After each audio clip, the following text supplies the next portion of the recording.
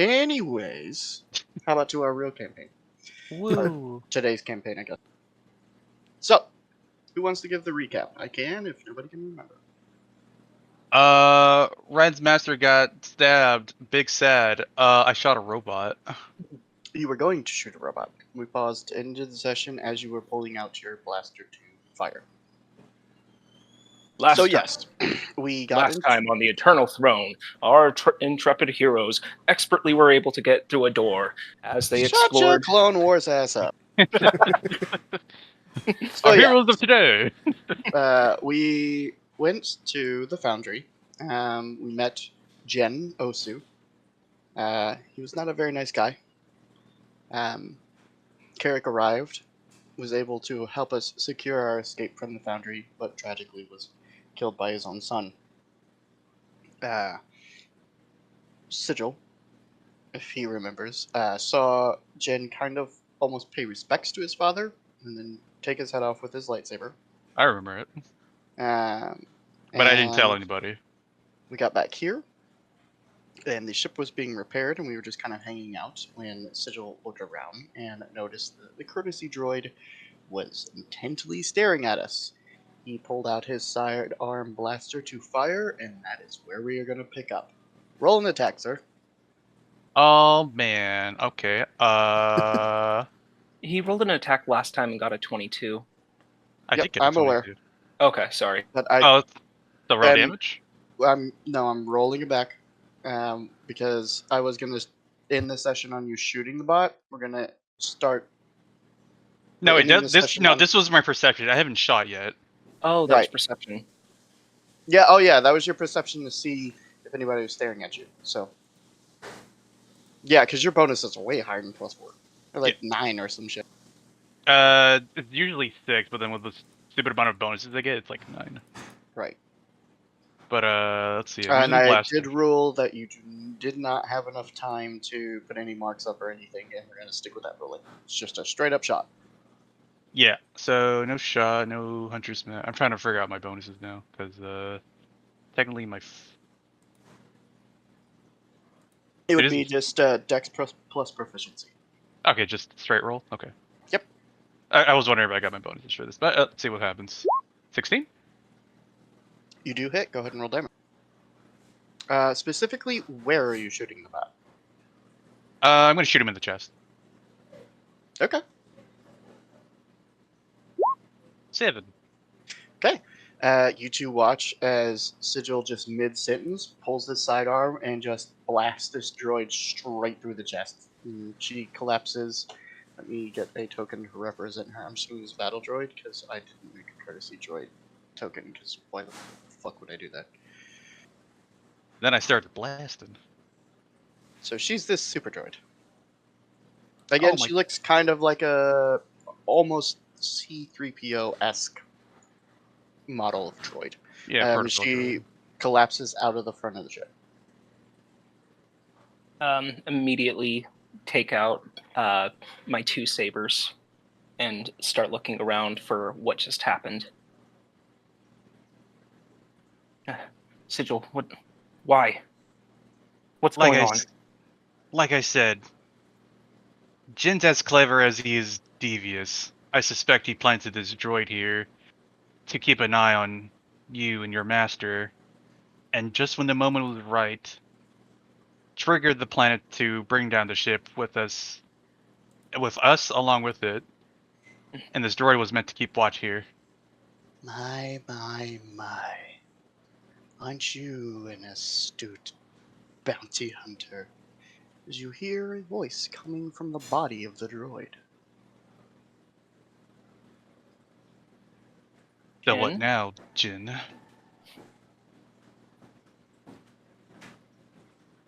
Oh, I'm sorry. That's your response. My brain just shut off for a second. Hold on, let me reboot. One more time. I'm sorry. My brain just I had a long day of work. You're good. I said, so what now, Jin? Well, now the game can begin. I already took your master, Jedi. You're next.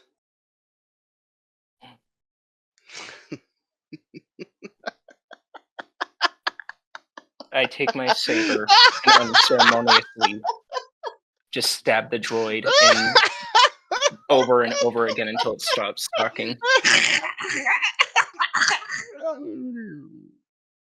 Big guy, throw the droid over the ledge. Beep, Wait. beep, beep. Get down! And I run away. Beep, beep, beep, Um, beep, beep, beep, beep, beep, beep, beep, Yep, beep, beep, run. beep. None of you made it away in time. Oh, I said I was gonna get away.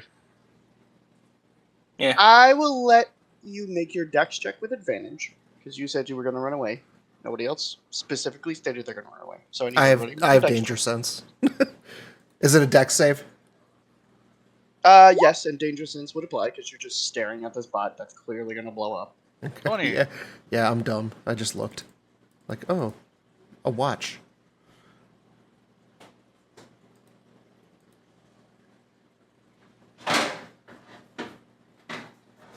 16 Okay. for me. 2016 and 23, you all fail.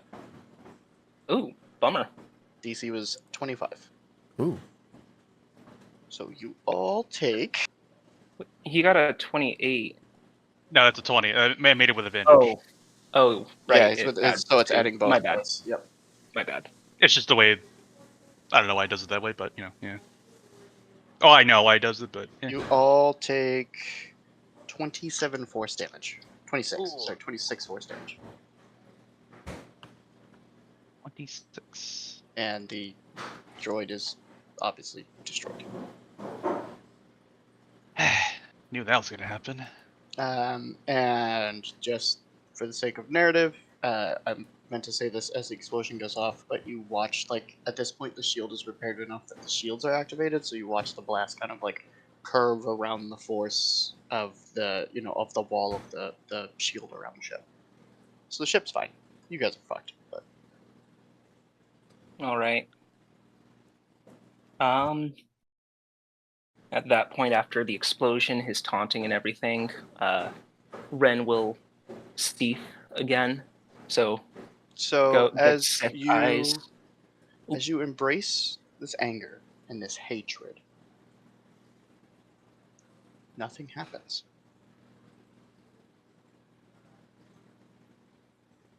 Oh. Just You're what- pissed, Okay. but nothing happens.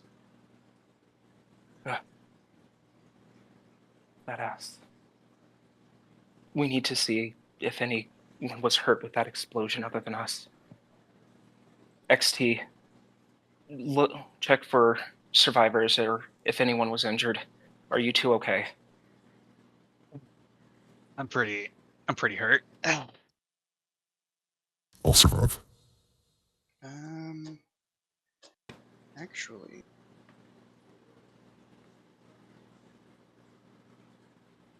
XT is down. Shit. I cast I'll roll mending. Yeah, there's no chance. So he's down. Buddy? No.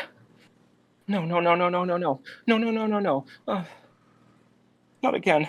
Not Oh, again. I can't use mending on it. Well, hold on. We were getting there. We were just letting Rin have his moment.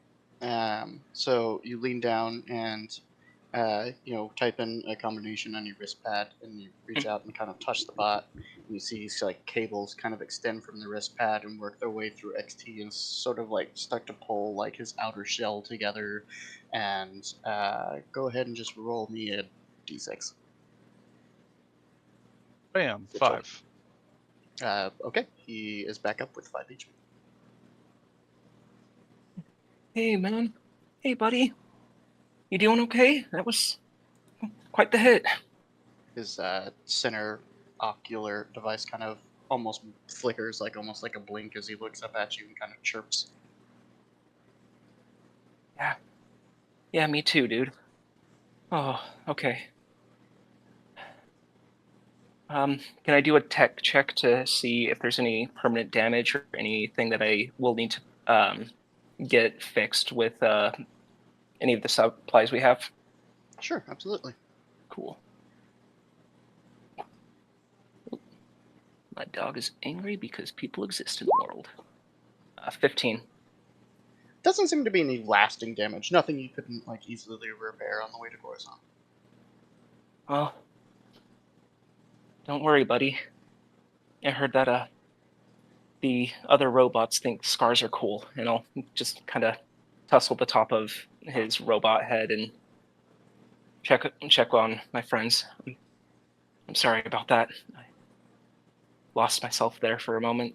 Sigil, again, thank you. It's fine. I've been doing this long enough to know that you just gotta keep composure in the heat of combat, or at least in the heat of the moment.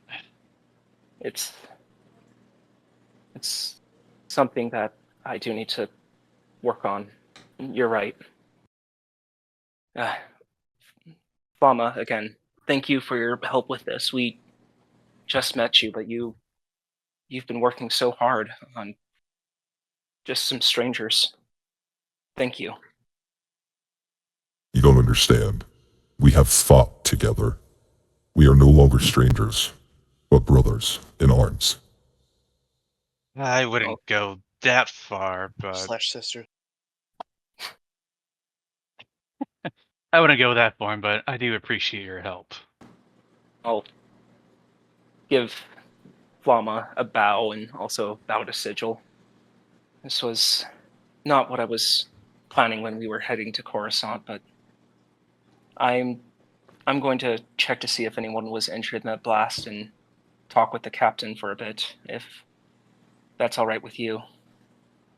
Well, at the very least, I shall talk to the captain and see if we can at least get some sort of private quarters to ourselves. Captain. Hey, it's Tav. Captain, is everyone all right? That was quite the explosion. I was just rushing out to see that, to make sure you were all okay. Luckily, we got the shields up just in time. Yeah, everyone inside the hold is fine. I will go to give a thumbs up and then notice there's some scrap metal through my hand and kind of jiggle it out while giving the thumbs up. Okay. That's quite impressive. Can't Jedi heal themselves? It's been a long day. My connection to the Force is a bit shaken right now, so after some meditation, I'll be good. Right. Of course. Well, we're ready to go, if you all are. Before you do, Captain, that droid that just exploded, where did you get it? It's just, I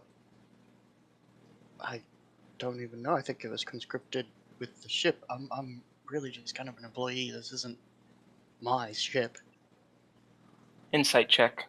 Thank you. I wanted to do it, but I have a -1, and I'm like, somebody else, please. It's not great, but I want to see why he's saying if he's telling the truth with this. 19. Yeah, he is telling the truth. All right, cool. He's just an employee for the line, the freight line, not freight line, cruise line, I guess. I can't think of the word. Okay. Well, you might need to report to your superiors that tampering has been happening upon their ships, and they may need to inspect their droids carefully. We are already attempting to make contact. It'll be a lot easier once we're out of this jungle atmosphere. All right. Well, Might I thank have you. a small request, Captain? Of course, name it. Is it all possible that we may have maybe some room to ourselves? I don't like being in such crowded places for long. Sure, absolutely. Follow me, please. And he'll take you guys into the ship as long as you follow him, of course. As I pass by the remains of the protocol droid, I'm just gonna say, and your food looked awful. Before we get on, is Carrick's seat anywhere? It's still wouldn't. Yeah, it'd be on the ship because he would have got up immediately and started using the force. So Okay. As we're loading to wherever they're taking us, I'll also be taking the seat with us. Okay. So he kind of types in a sequence on a door, and it slides open, and there's two. What are their names?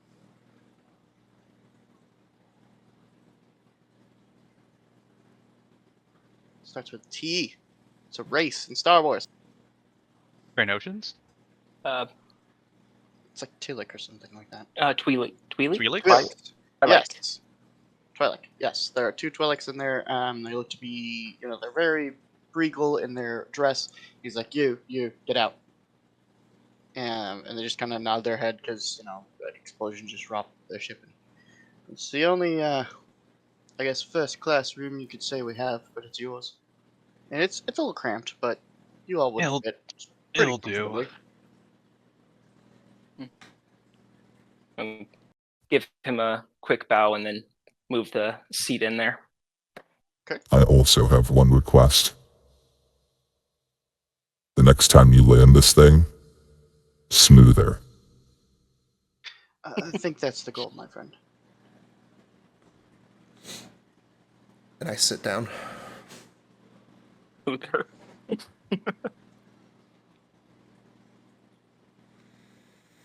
Okay. So, yep, he leaves you all there. He shuts the door, gives you your privacy. How many beds are in the private quarters? There is, like, kind of one larger one, kind of like maybe a queen size, and then there's, like, a couch. I'm gonna spend my time focusing on this chair. You guys can decide who takes the bed, who takes the couch.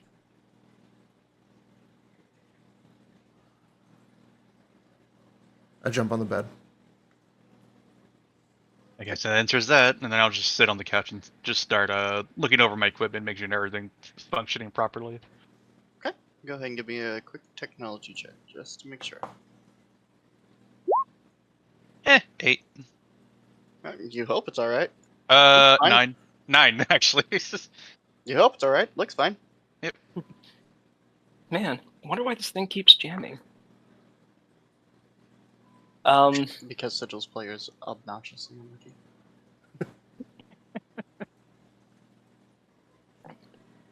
Can I work on my vibro fork? You absolutely can work on your vibro fork. What Once do I you have roll? materials to work on said vibro fork. Oh, right. You still need a vibro motor.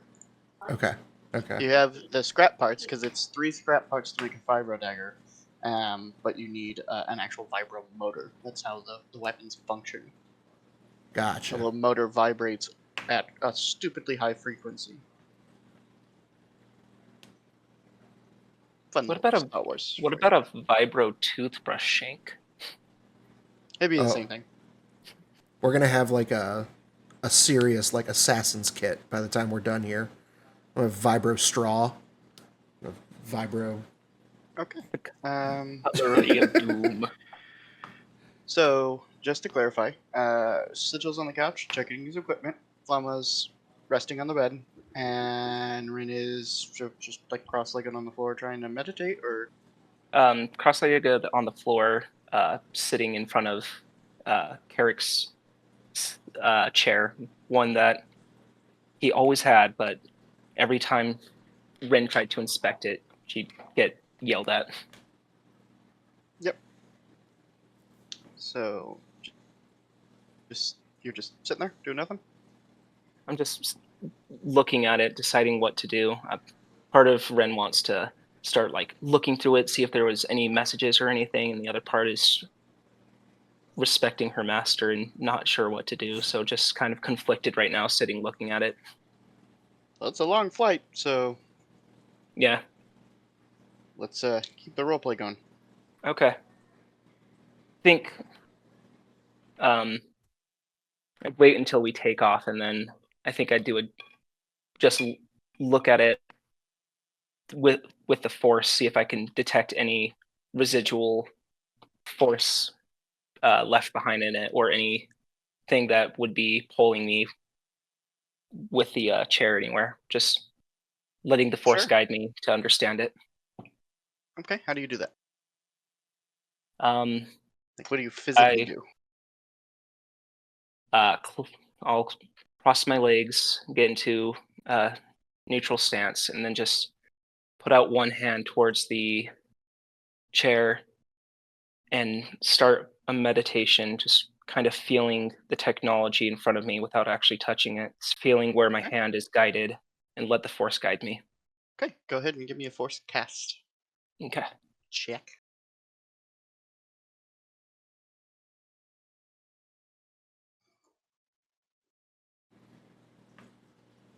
24. Okay, so you sit there and you kind of cross your legs and you rest like one hand on the chair, and you reach out to the force, and there's nothing there. So you reach out a little bit further, and there it is, your connection.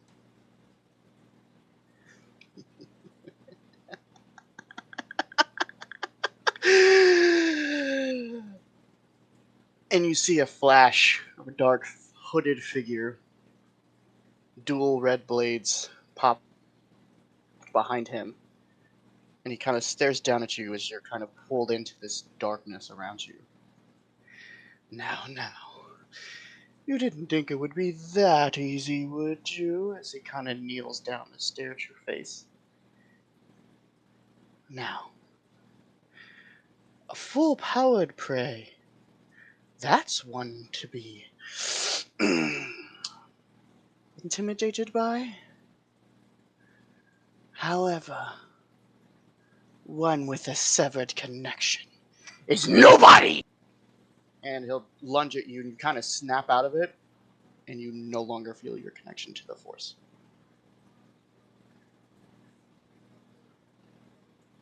I'll look at my hands, trembling, shaking. I'll just You- start weeping. Are you Uh, alright?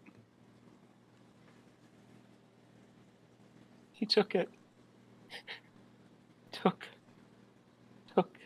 and took, and took, and took, and took, and took, and took, and I will just slam my hands down onto the chair as hard as I can, and just kind of go catatonic for a bit. Okay? Sigil, not really understanding what he means by took, will say, I know this Jin individual took your master away from you. I have also had someone take something from me.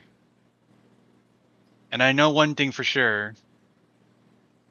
No matter where they hide, no matter where they are, we will find them, and we will end them. Ren, Mm-hmm. give me just a general intelligence check. Okay.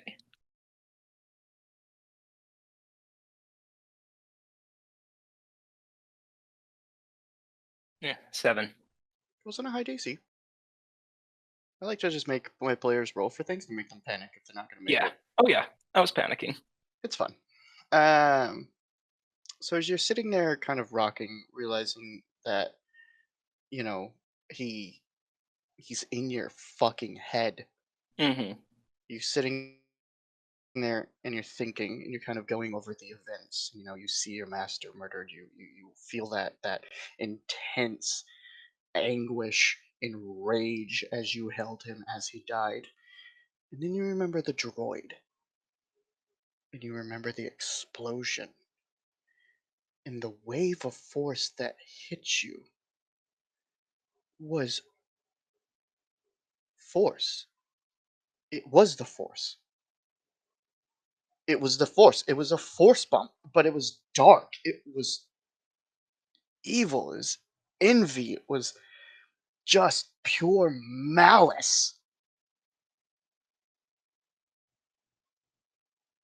Did he figure out a way to weaponize the dark side of the force?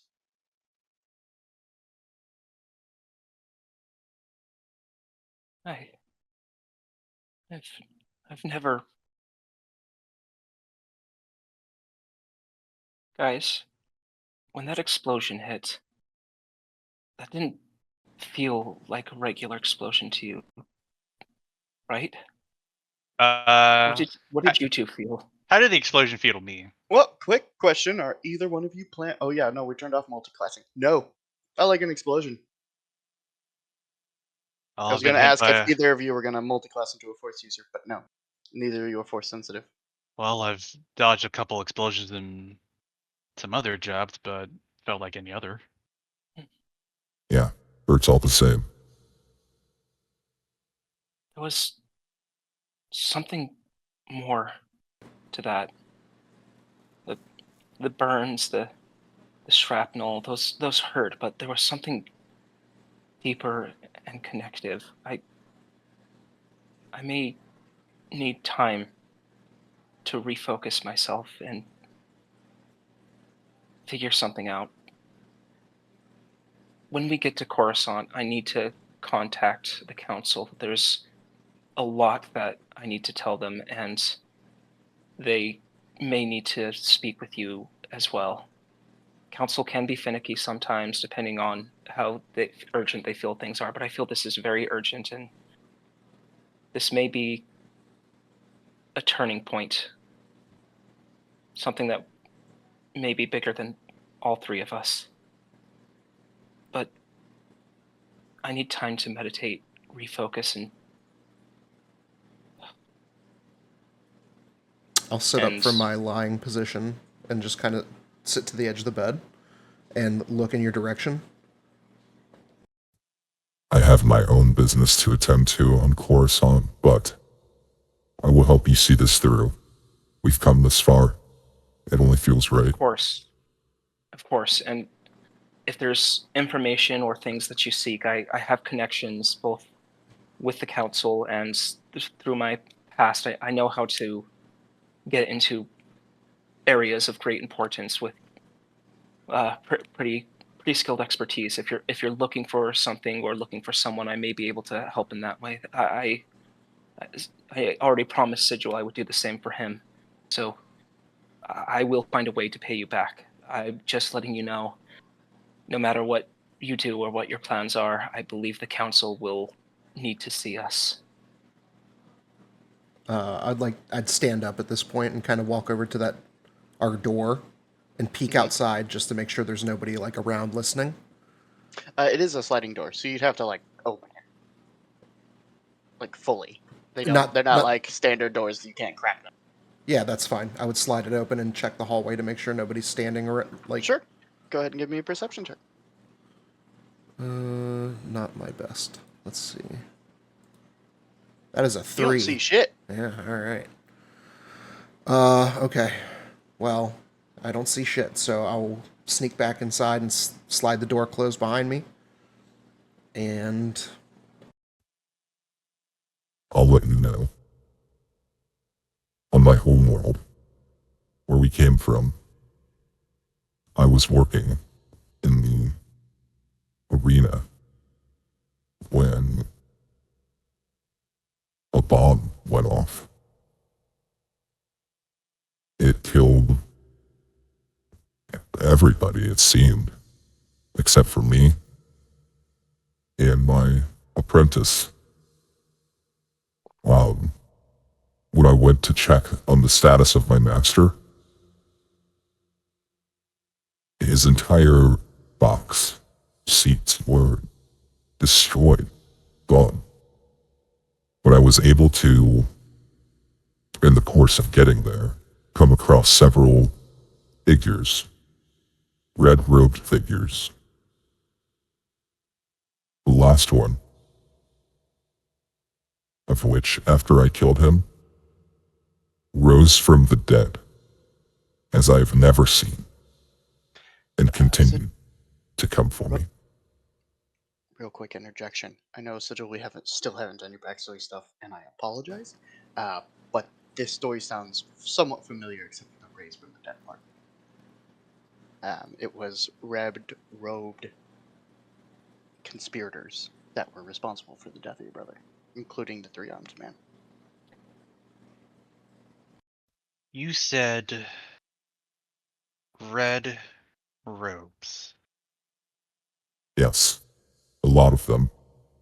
And when I killed one, he came back to life. These are the people that I seek. I was able to glean something about an eternal throne. That is what I seek in Coruscant. How many red robed individuals would I have seen? Probably about a dozen. Because the event, as I had planned it, is you were like kind of providing like almost like a bodyguard position. When you and your troop were attacked by about a dozen red-robed individuals. And these robes are not like what you're picturing wizard robes to be. They're very much Star Wars robes. So, you know, the kind of the top half is very heavy, kind of like a Qui-Gon Jinn poncho kind of thing. Yeah. And then their legs are wrapped in red.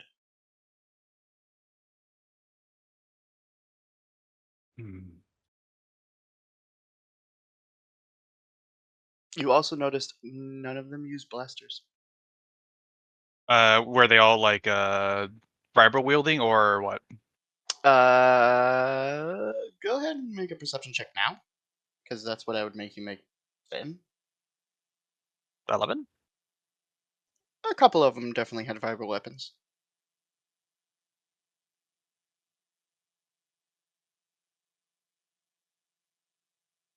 Well, Flama. At first, I didn't really think much of you. Just another brute making his way in the galaxy, not knowing much what else to do, if I'm being completely honest. Then you said red robe. Now you have my interest. Because I've also encountered these individuals. And I want to find out more about them. I was planning on ditching on Coruscant, but I think it's better to keep you around for now. So I It guess, appears. yeah. I guess we are brothers in arms for now, because I think there's now something more going on. And we will find them. Wow. Our fates are aligned. I knew you would see things my way sooner or later. I'm pretty The good Force- at seeing things. The Force connects us in strange ways. Not always in the best ways, but it does connect us. Think on what you may need. Think of what you may say to the council or what information you seek. Once we land, I will reach out, let them know that we need to speak about many things, and I will start some trivial filing procedures so we may be able to look at documents that civilians are allowed to look at and see if there's anything that I'll be able to look into.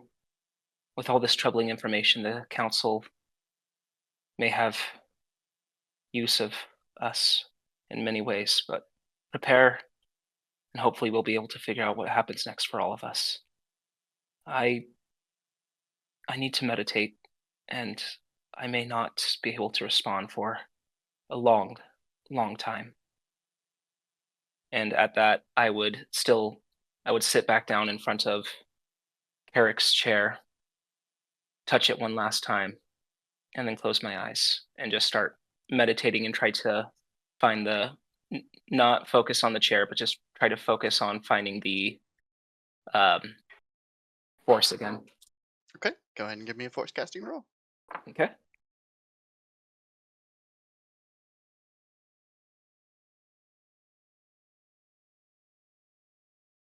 Mm, 8. So as you reach out, there's nothing there. There is no connection.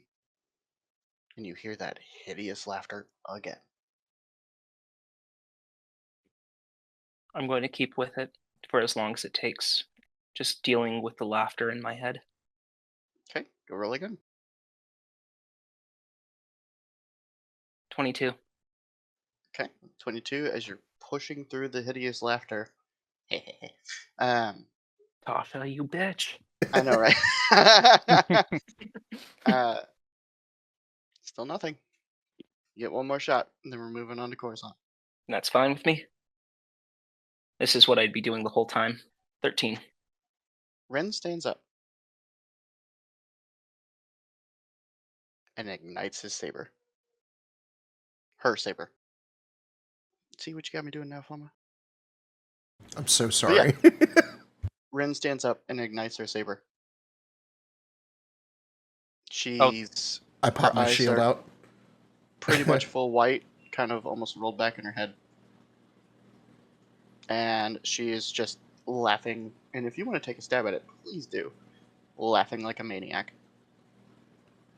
Okay.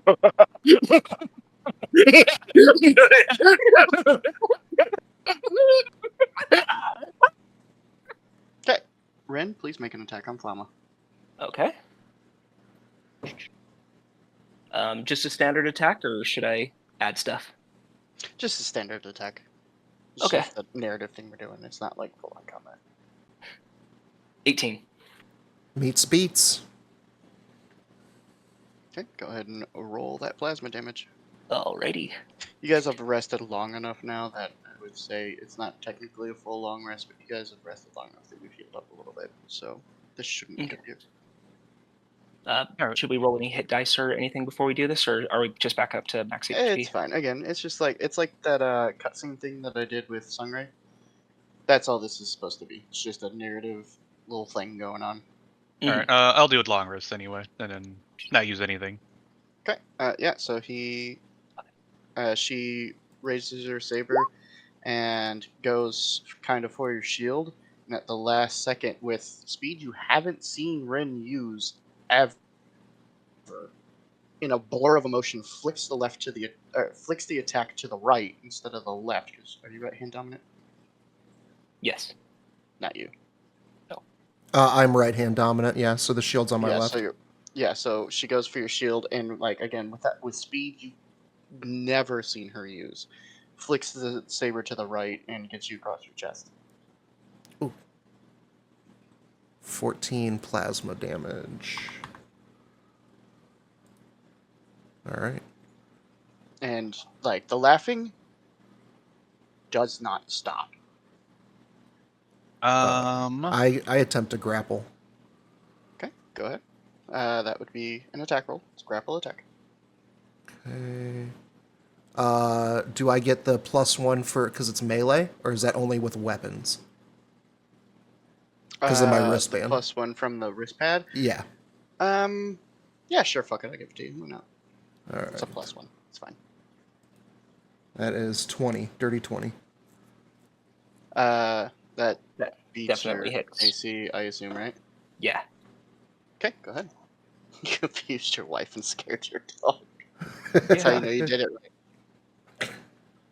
All right. I'm just gonna. Yeah, you like- have her grappled, and she's like trying to fight against you. She's flailing all over the place. She's like trying to throw her head back to like crack you in the nose, even though she isn't tall enough. Can I attempt to use a maneuver to disarming blow her so that she drops the lightsaber? Sure. I'll be using just my regular hand blaster. Okay. Yeah. So go ahead and roll that up, and make sure you roll the disarm attack. Yeah, it's part of the attack roll. Yeah. 24. I mean, you don't even need it, but yeah. So she is disarmed. And then Saber, as soon as the saber drops from her hand, just like in canon, it unignites itself and drops to the floor. And then I'll quickly grab the lightsaber. Okay. Since that's actually part of the feat. It's just- Okay. Rin, Mhm. wisdom save, please. Alrighty. Get ready for the most unwise Jedi you've ever seen. Sorry, not attack roll, damage roll, but I think it was enough. Yeah, it's fine. It's good enough.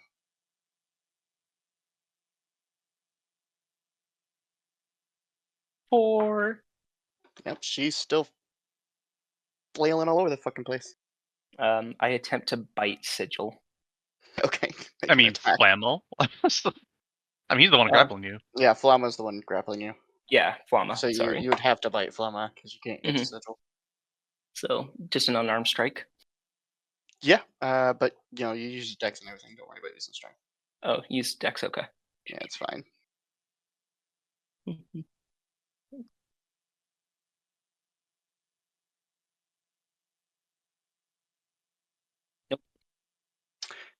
So you do see that she attempts to go to bite you, and having fought in the arena and have people play dirty against you, you just kind of expertly like shimmy her up a little bit so that she can't reach your hands. Go ahead and make another wisdom save, please. Alrighty.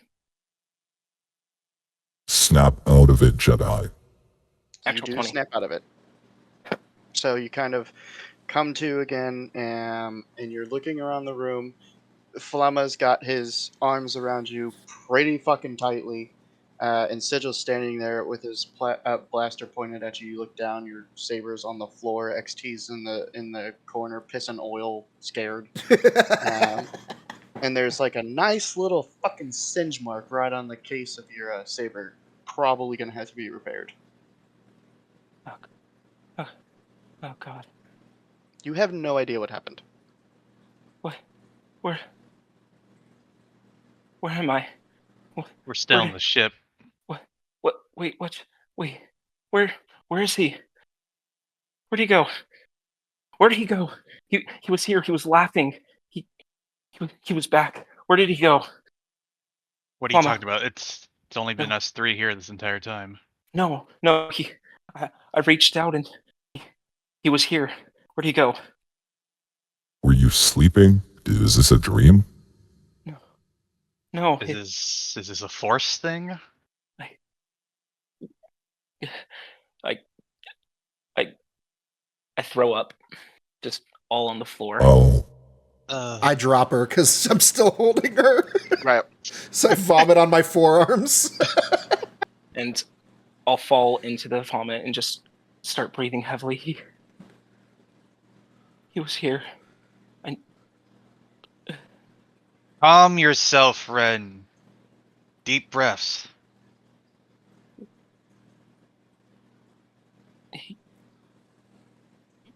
There's no one here but us. He's lying.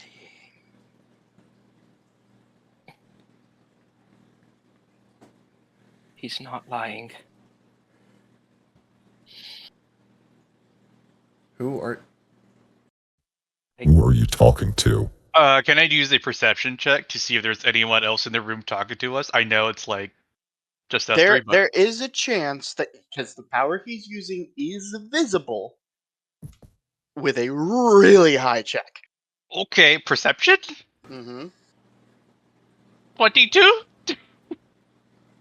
So as you are looking around the room, and you see a little XT kind of shaking in the corner. You see Flamma like fucking doing the wrist arm slap or the forearm slap, trying to get the fucking vomit off of him. And Rin's kind of bowed down, just babbling almost nonsense. I mean, she's making words, but none of it fucking makes sense.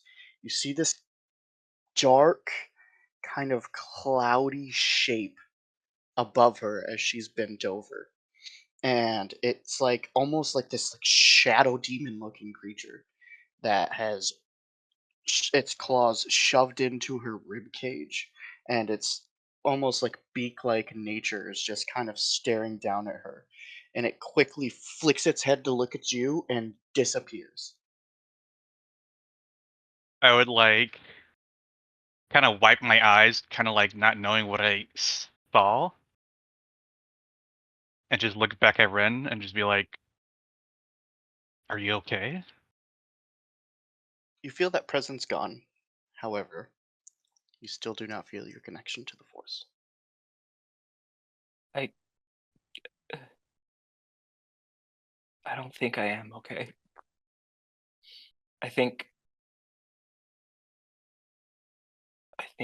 whatever's going on is going to take hold for a long time. I also think I should go ask for a rag or some paper towels. I agree. And at that, I'll take a deep breath, try to stand up and kind of wobble a bit.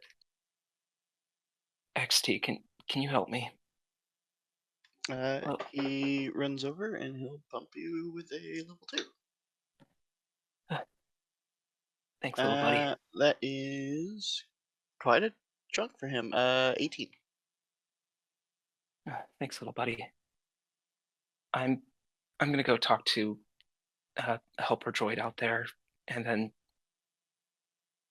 try to figure this out. I'm sorry, and I'll just go out the door.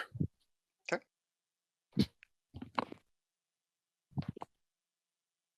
And XT would obviously go with her. Captain's not here anymore. I'll look at Flamma and just be like, "Did you see it?"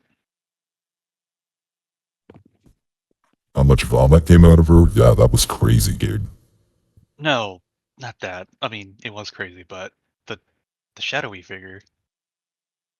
What? I don't know what you're talking about. It was on top of Ren, and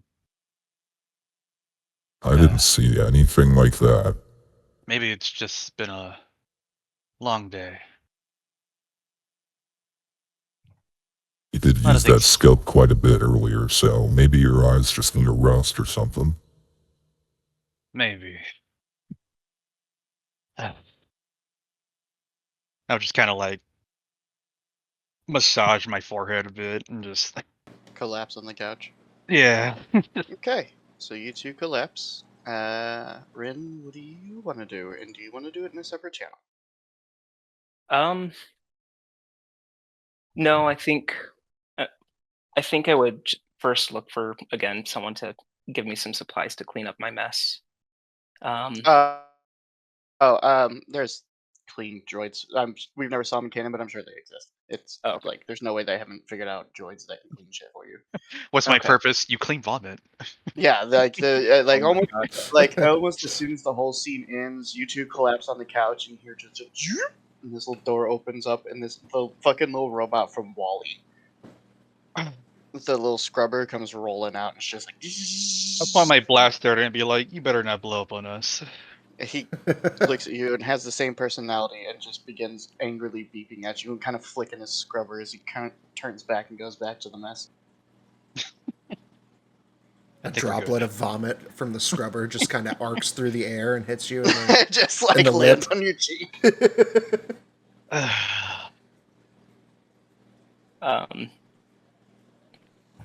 So once everything's cleaned up, I would go back in and just look at the two of them and just bow. I would say at this And- point, because we're getting ready to move to Coruscant, they'd be probably asleep by the time you guys got back. This would be like their actual narrative long rest. So they're passed out on the couch in the bed. Sigil's would- like curled up like with the Vulcan, like as like a body pillow. And Flamma is just like starfished across the entire bed, his head rolling off the side. Just I left my breathe right strips in the arena. yeah. With those two unconscious, I would I'll go into a separate channel. Okay. Come on down. Secrets.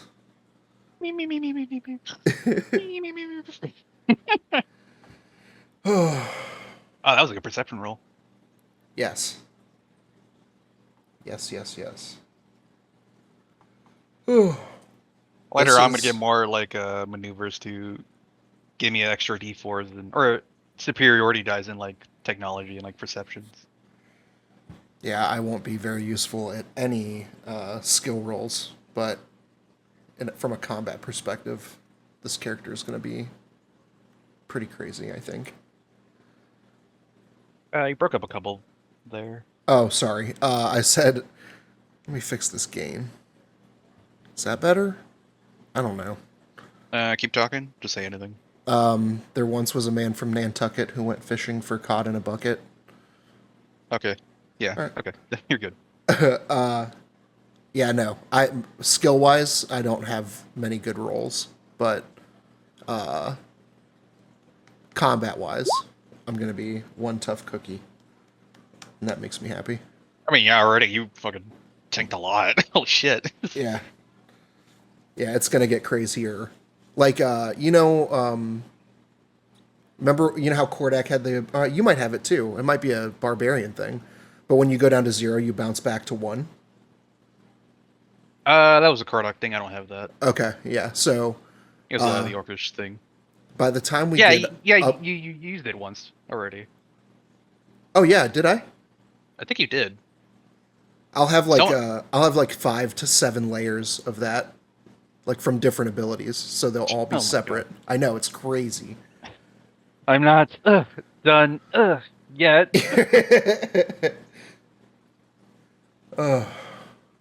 No, but a lot of the other things I'm going to get on, it's mostly through like perception and like seeing things, because that's how I'm building my sniper characters. That's cool. I like the concept. That's awesome. I really wish I could dump some more points into my intelligence, because I want to do I do want to mess with these tools and make like vibro forks and whatnot. The way he rules it is that if you have the tools and you have proficiency, you just get like regular proficiency with it. Oh, so it's not a bonus based on your intelligence score? So then it'll be like 8 plus your intelligence score plus proficiency, and Okay. then yeah. Because I think you have the tool, so you should be able to just do it. Yeah, I do have the... Do I have the tools? Oh. I have proficiency with the implements, but I don't know that I have them yet. That's a good point. I didn't think about that. Yeah, well, first thing, find some tools. Yep. But Yep. we're going to Coruscant, so I'm sure you'll be able to find it. But I don't know how expensive it will be.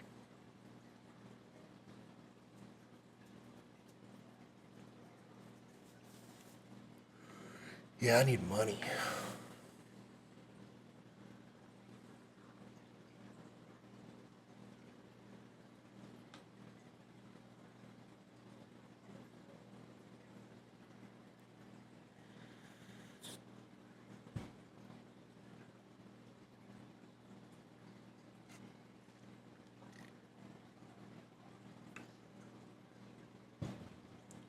I'm going to acquire a snack. Okay. Sounds good. Either one of you want to attempt a perception check? You're asleep. Sure, I'll do You it. have disadvantage. Disadvantage? Yep, you're asleep. 16? Sorry, Flamma. Unless you want to try it.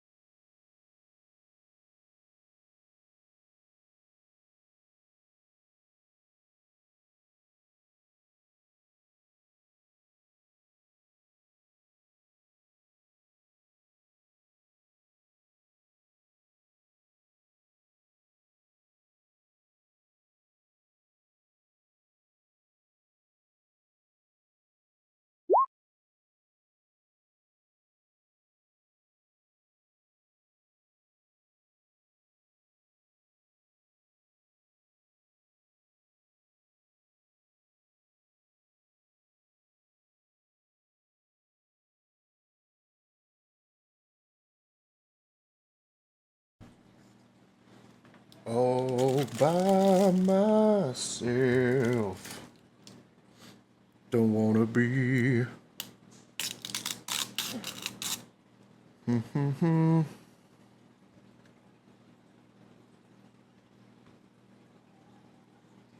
This will be the most riveting part of the recording, I'm sure.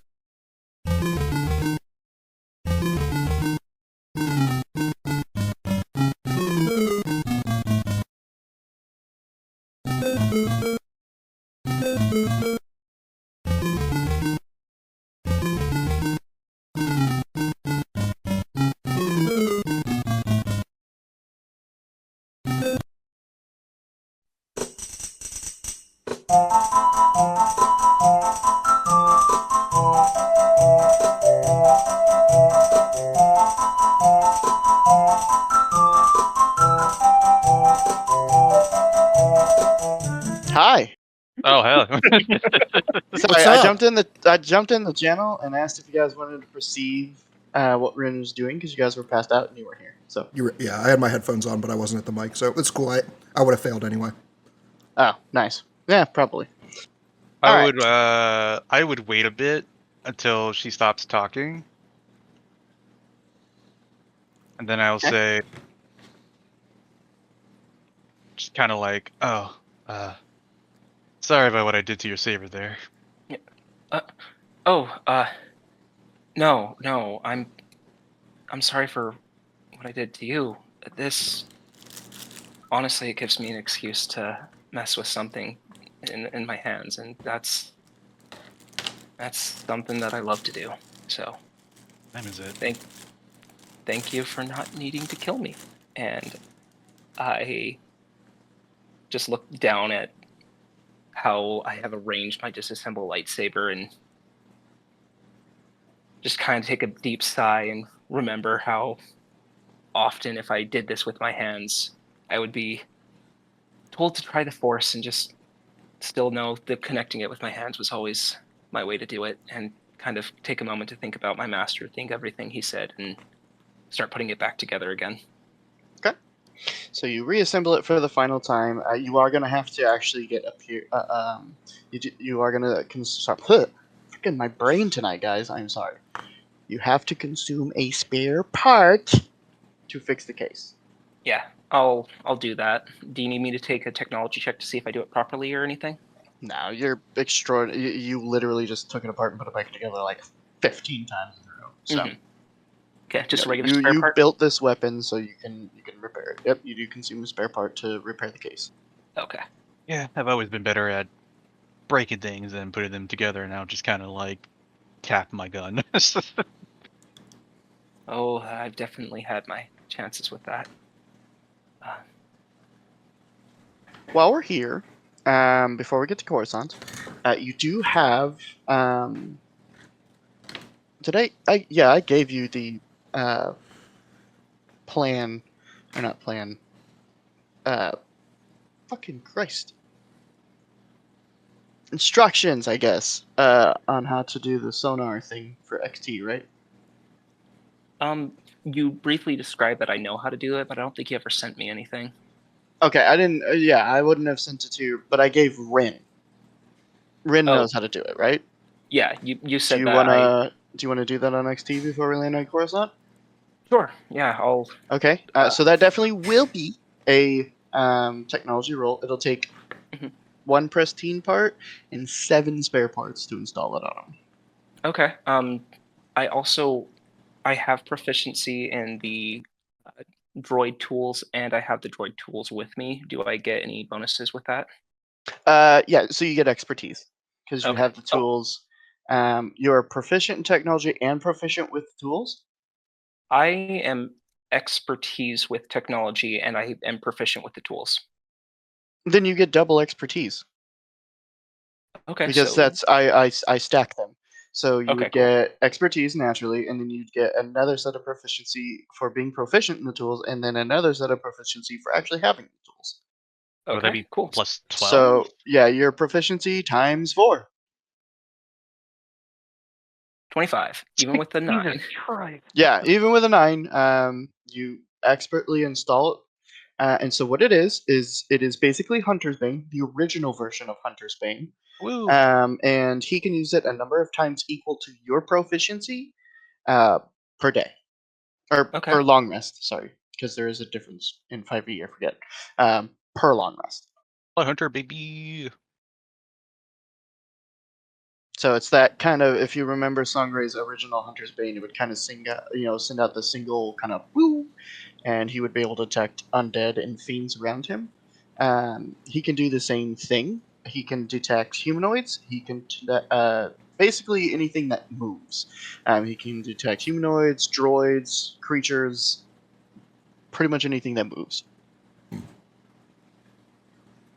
So kind of And like what type of? this. Does it only last? It only lasts for like a second, and then you can just tell where they are. Yeah, it is exactly like the original Hunter's Bane. Okay, But it okay, also yeah. goes out 120 feet, and it's like a singular boop, and he lights up like everything around you. That like I'm not gonna say like leaves blowing in the wind are gonna trigger it. You know, not anything that moves, but like kind of use brain. Droids, creatures, Mhm. Anything with a humanoids. pulse and some droids. Yes. Cool. So he just has that ability permanently now. It does, however, consume one of his upgrade slots. So he Okay. has one more left once you are able to acquire plans to increase him. Sounds good. Are they removable? Like if we find a third Yes, one later they down are the road? swappable. Yes, they are swappable. Okay. So you can take out an upgrade and put in a different one if you'd like to. He Alright. will get more upgrade slots over the course of the campaign, but right now he's got 2. Gotcha. Okay. And after I put the final touches on his ocular piece and start connecting it with my data pad on my wrist, I'll give it a good spin around and I'm like, okay, how does that feel, buddy? Feels great, Master. Well, you want to give it a little whirl? Tell me. Let's see. Tell me how many humans are on this ship, and we'll do a sonar array, or what is it called? Sonar Radar. pulse? Sonar radar, right? And we'll cast sonar radar. Yep, and it goes out. It goes out 120 feet, just like the original Hunter's Bane. It's not going to cover the entire ship, but you kind of Yeah. he pops open a screen and kind of looks like an actual sonar radar from like a fucking submarine. And as it pinks out, he picks up about 50, 60 signatures. Am I able to tell like the differences of like No, droids or that humans? is very specific. No, Okay. he just picks up movement, basically. Is the sonar audible? The ping that it lets out? From him, yeah. It's not very I like- loud. It's I like just to imagine kind it's of a like little.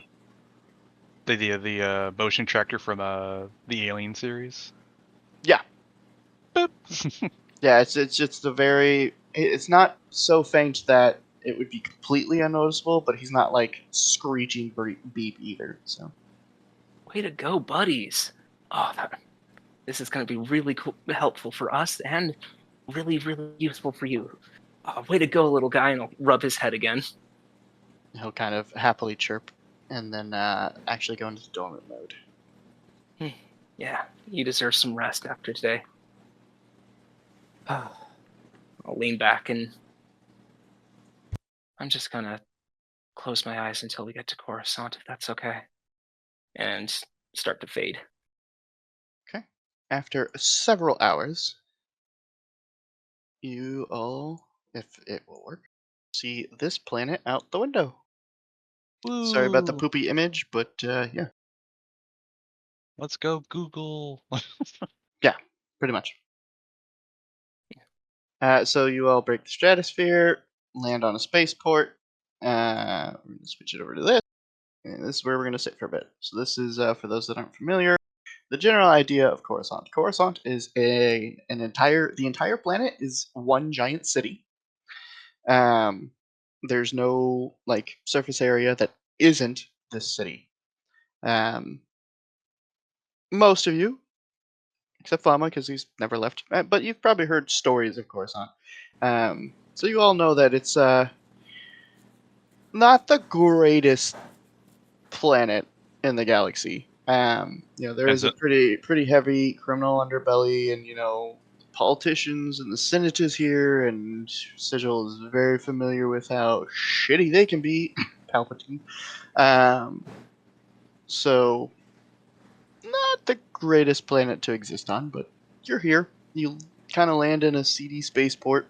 You're all standing on the dock. It's dark, and the sun has set at the spaceport that you're in. And it's just kind of exactly what it looks like, just super long tunnels of buildings on either side. You're definitely in the not so great part of town. So, like, what level will we be on? You guys are on the what they consider ground level. Okay. As soon as we get off the ship, just to take a deep old inhale through my nose. Make a Constitution saving throw.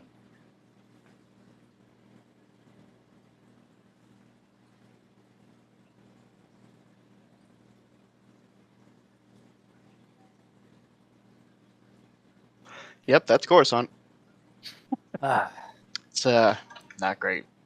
Smell of industry, of people who are hooked up on spice, and everything's being run down in this area. Kind of puts you at peace, right? Good place to disappear, I guess. I'm just shocked because I've never been to like a Yeah, city. you're just floored. Markets and bazaars are like the big thing for me, so this is fucking nuts. Yeah, the biggest thing you've ever seen is like a fucking farmer's market.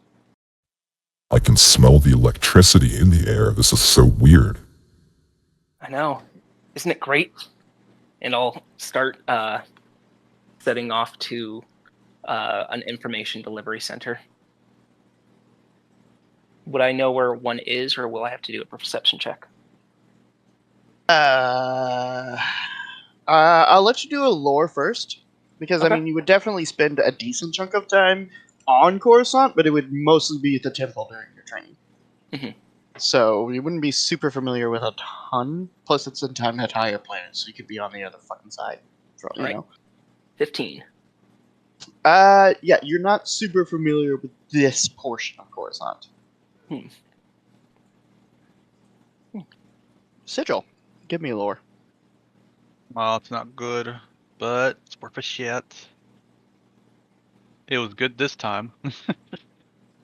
You, however, are very familiar with this portion of Coruscant. It's you got a lot of jobs here. Oh, I know where we are. Oh, wait, you're turning left? I thought we would start by going right. Okay. No, that No. leads to the lower levels. It's this way. Bustling street too. I mean, it's super wide. It's like 80, 100 feet wide. Thousands of people going both directions. Like, it is a busy city. I see myself desperately struggling to keep up while like trying to see all the sights that I can see, but like luckily I'm tall, so I can kind of keep an eye on Sigil. Yeah, so you're kind of keeping an eye on the two as they're walking forward, and as you're looking around, imagine kind of just like almost a very Star Wars-esque version of like a seedy alley, almost. You know, there's neon signs rather than projectors. There are projectors too, but they're like ancient technology. There's tons of people trying to get you to buy shit and reaching out to you and trying to offer you just fucking shit you've never seen before. Animals, fucking beads. Like, the one guy just shoves this like mechanical part in your hand and is speaking a language you're not even close to understanding. You have no fucking clue what it is.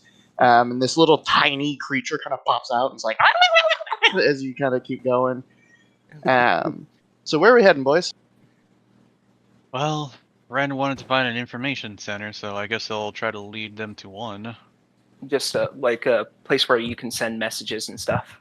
Okay. Yeah. So you guys do find the interplanet mail system. It's pretty. They're all over the fucking place, and it kind of works like email. So you just show up and type in your recipient's code, type in your code, and send whatever you want. All right. Dear, to whom it may concern within the council, my name. Oh wow! Now I'm blanking. My name is Ren Felden, a Padawan.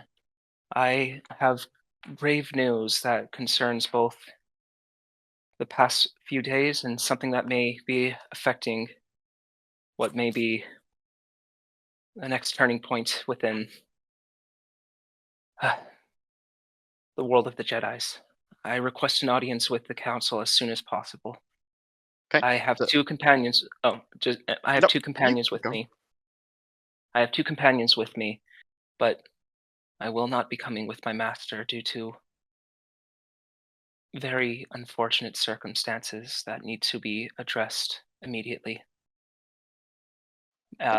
Please find me at my datapad at AOL.com. So the droid stops recording you, and you're fairly familiar with these, so Sigil. It kind of plays back a recording to make sure, because it's a hologram.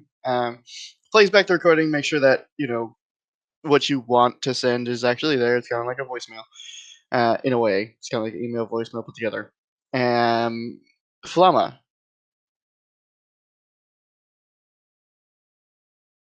Maybe. Yes, I'm here. Sorry. Okay. Give me a performance check. Performance. What is that? Oh. Big Because ol' great plus performances in the 0. arena. Are you not entertained? 11. Okay, so you watch as Rin kind of leans down to this, like, almost kiosk that has a keyboard on it. And he types in a couple numbers, and he stands back for a second, and this kind of droid eye just whoop, in the middle of the machine, and this, like, blue ray that blinks really heavily kind of just shines upon her, and she just starts speaking. And you kind of walk up and kind of put your head in the blue light, and you take it back out, and you stick your hand in, and you kind of wave it around. And you all see this on the playback of the hologram. And so then you kind of like fully step in, and you're like looking around, and kind of lean over, and like not quite in her eyesight, but you're like staring at Rin. And you stare at the droid, and you kind of like do this like goofy ass little dance behind her, and don't understand what the fuck's going on. And then the playback starts, and you see yourself doing all of this. I would Oh. me and Ren know what it's doing. Yeah, it's playing for everybody. It's right there. Everybody can see it. So Flamma, you're new to the system. if someone's sending a message and blue light touches them, might not be the best time to show your moves. So actually, what you did there, that like little wrist, like little pop and lock it, that was pretty good. Yes, I can show you more anytime you ask.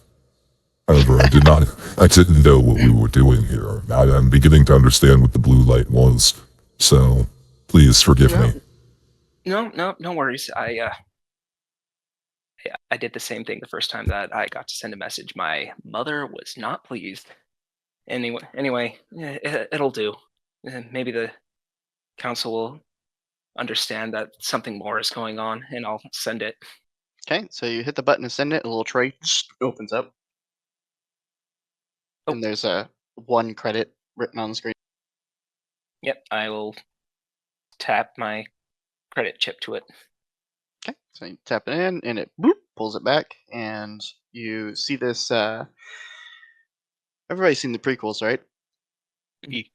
So the droid that tries to kill Padme, that sends in the like little bug things. Oh, yeah, That droid kind of just floats up out of the kiosk and flies off. Okay. Do any of you need to make any contacts or any things that you need to do as well? Actually, let me look at something real quick. I only seek what we spoke of on the ship, but I don't know where to begin, so for now, I'll tag along with you and see if anything comes up.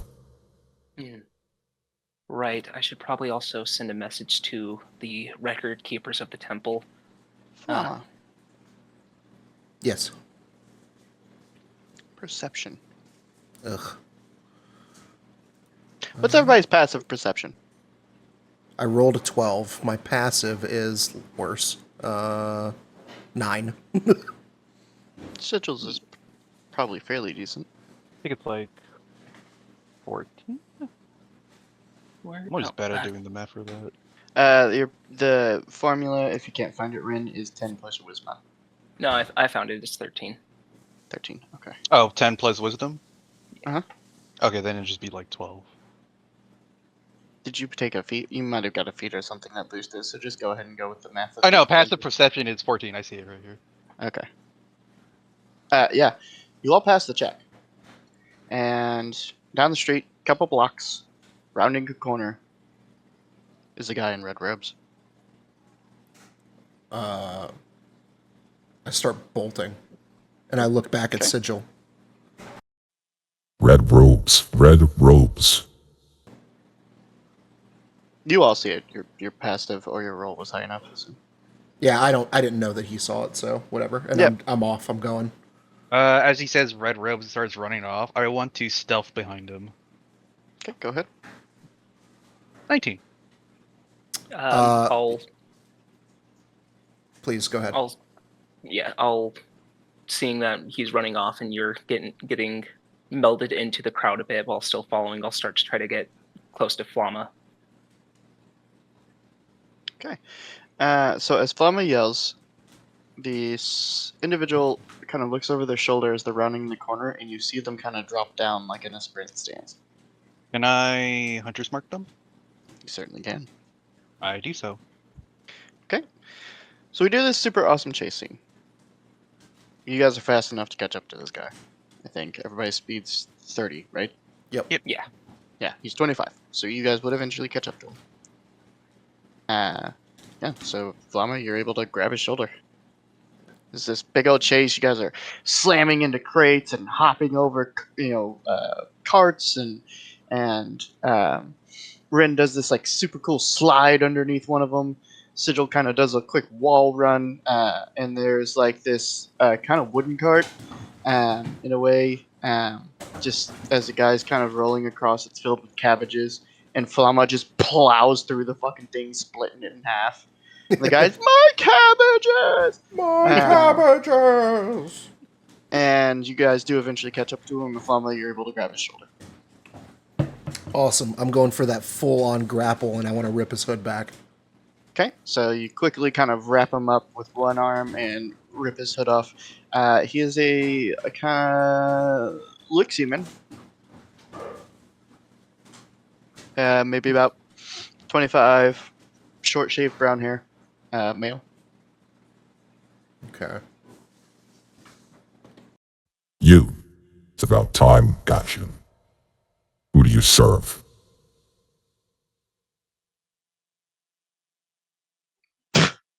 He spits on the ground. Well, I don't like that. I will make an unarmed strike. Okay.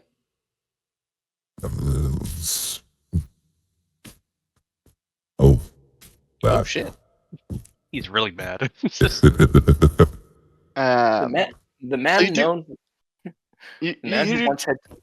Sorry, Go ahead, Rick. No, go ahead, Rick. Go ahead. I was just making a joke. The man who once had teeth needs to change his name. Yes.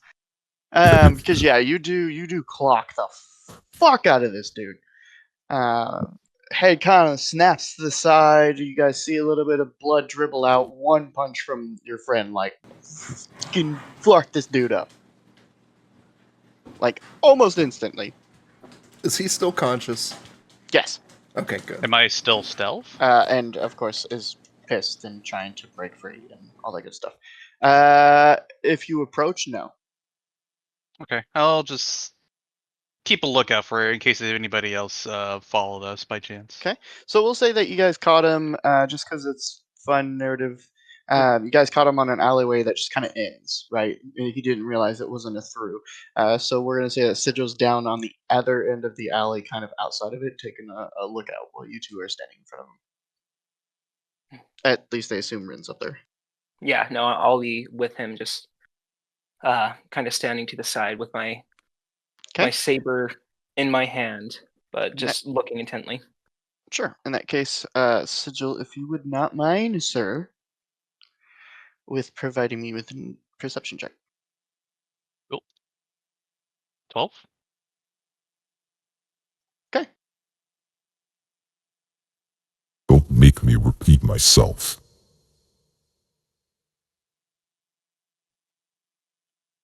You wouldn't understand, brute. I believe I have a gleaming idea. What can you tell me about your stupid eternal throne? The eternal throne is justice. It is peace. It is love. It is her. And you see, he's not like actually mad anymore. He is kind of very much in a bliss state. Punch him in the face again. Oh, Voice changer, sorry. I'll punch him in the face again. Go ahead. I don't like this motherfucker. 17. Does it? So yeah, you kind of punch him, and you kind of hear something snap this time because you've already fucking walloped the shit out of him. And he kind of looks back at you, and now Bren, you're able to see that there's quite a few teeth missing. Mm-hmm. Well, you gotta say, Fawn, you're really good at making people look pretty, but I think this pretty boy needs to maybe come with us on our trip that we just arranged. What do you think? I hear the Jedi have ways of making scum talk. if this is true, then absolutely. Oh. Let's tie him up and get that shitty grin off his face for once and for all, once we're done. I'd like to hog tie our captive with my 50 feet of fiber cord. Okay, go ahead. Is that do you need a check? You want like a sleight of hand? Yeah. That is... Oh, that's a 4. Okay. So that tells me how good it was. Yay. All right. I'll go stand behind this red-robed individual and just put my saber to his back and say, "Okay, move." And he'll kind of start moving forward, and the map is fighting with me. One moment. I don't know why, but I can't make it not blurry, even though it wasn't blurry when I uploaded it, so forgive me. Sitting here trying to fight with it. It's just gonna have to be blurry. Alright. Two of you are at one end, Sidrill's at the other. It doesn't really matter to me.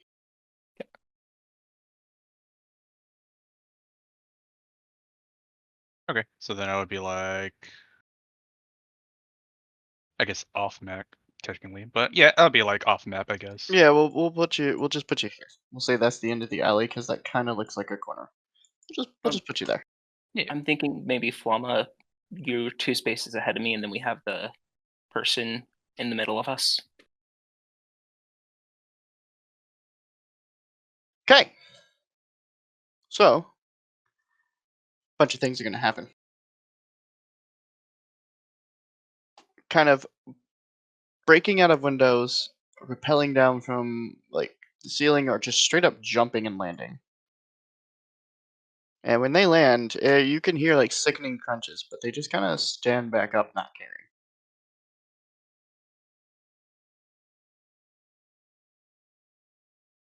And I need everybody to roll initiative. Goodness gracious. Goodness gracious. Unfortunately, Sigil missed the DC to see the surprise attack by 2. Damn. We'll fix that by level 6. Well, it's weird having a higher initiative bonus. Oh my god, we all rolled 15. So Sigil and Rin, are you tied for Dex? 18. 19. Okay, so we got Sigil first, then we got Rin, then we got Flemma, and these guys, except for the one that you captured, goes last. And they all do get a round because you guys are surprised. Mm-hmm. So, first thing that's going to happen is this guy's going to break out of your extraordinarily shitty tie job. And he is going to grab his dual vibro swords and take a swing at both of you. So it's one blade connected, or is it 2 different blades? He's dual wielding. Okay. He's just throwing a sword out to either one of you. Flamma. Miss. Ren. 19? Hits. Okay. That is 4 kinetic damage. Okay. And then all these guys are gonna go. So, hey, how you doing, little mama? Let me whisper in your ear. You get an opportunity attack on this guy if you'd like. Who does? Flamma would, because he would run past you. So he would come here, come down here, and then run this way. Yeah, so he I'll runs do past that. you. So I'll give it to you. Okay. Sorry, I'm looking at my table to see how many rages I have for long rest. Okay. You're good. You're good. Sorry. All right. Attack of opportunity. 14. All right. 14. Sorry. Hits in this form. Okay. That is 9 damage. Kinetic. Okay. You actually carve him down as he's running by. His dead body just kind of slides next to you, Rin. Cute. Wait, how much damage did you do? What? 9? 4. 9 damage? Okay. Yeah. All right. And then it's going to be 2 regular attacks on Flamma and 2 regular attacks on Sigil. Flamma, first one is I believe, misses. 15. Yeah, that's a miss. Okay. Second one is also going to miss with a 9. Oof. Sigil. Damn it. Rolled off the 20. Fucking dick nugget. 16? Still hits. So these two, all these four that are attacking you guys, pull out vibro daggers.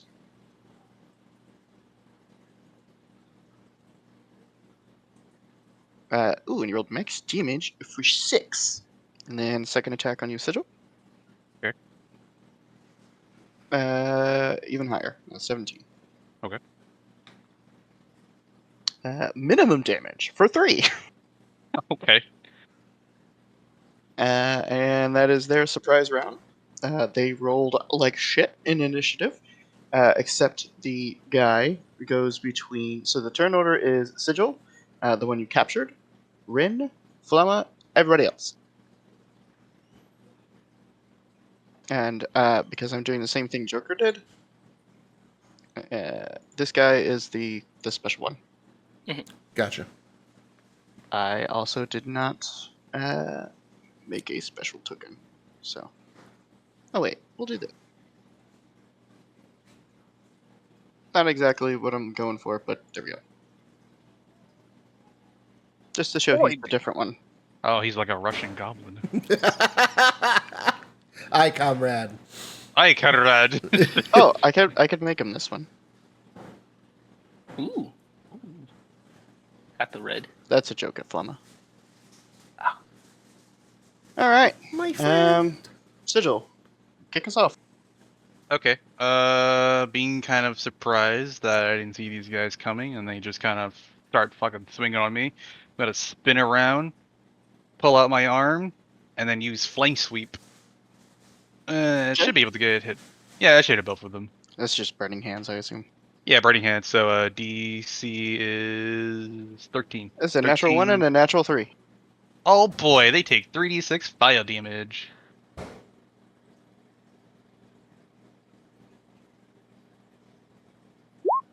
Full 10 fire Nice. damage. Yeah, so you guys see as Sigil kind of ducks low. He takes the 2 blows and he quickly spins around, and as he's spinning, he just throws this gout of flame forward, and it wraps around both of them, and their robes are immediately set aflame, and they both drop to the ground.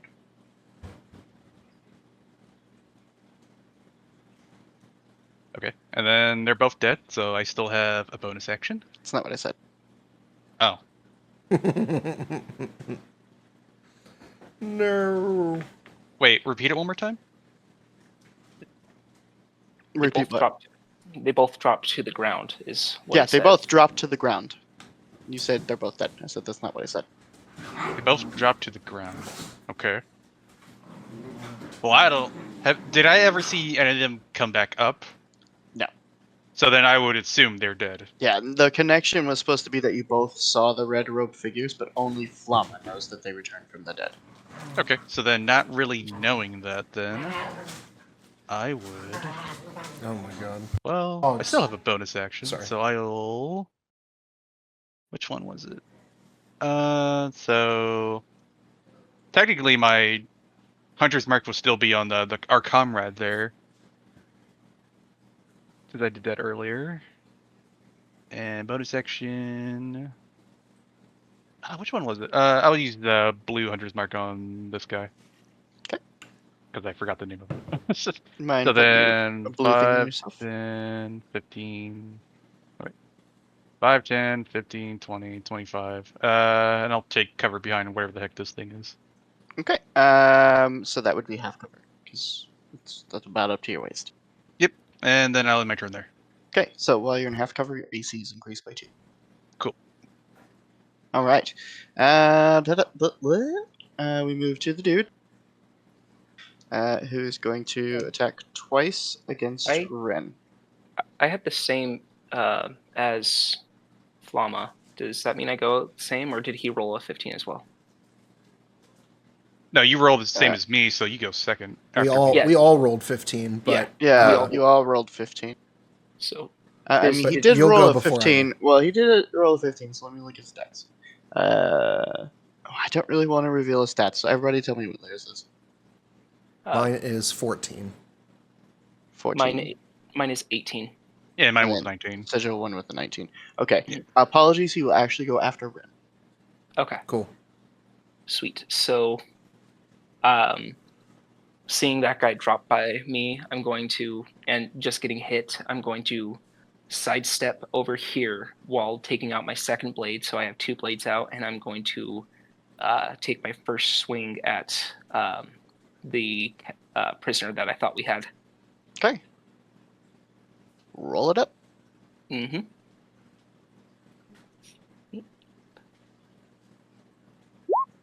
14. A 14 will miss him. Okay. And that will end my turn.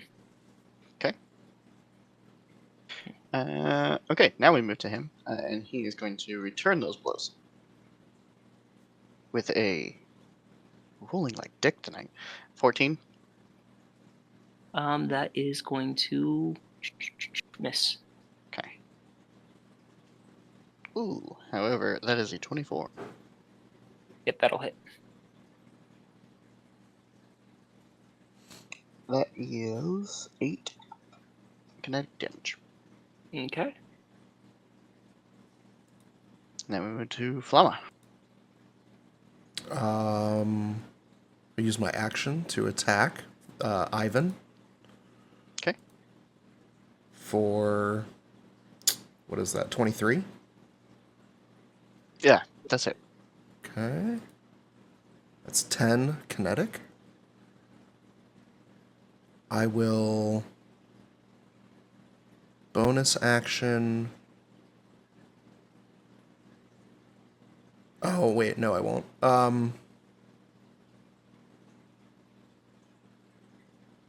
Yeah, no, that's all I'm gonna do right now. Okay. Damage applied, sir. We move to the lackey. Both attacks against Flamma, both attacks will miss.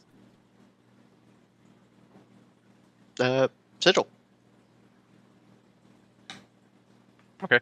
I will shoot this one with a regular blaster, applying my bonuses.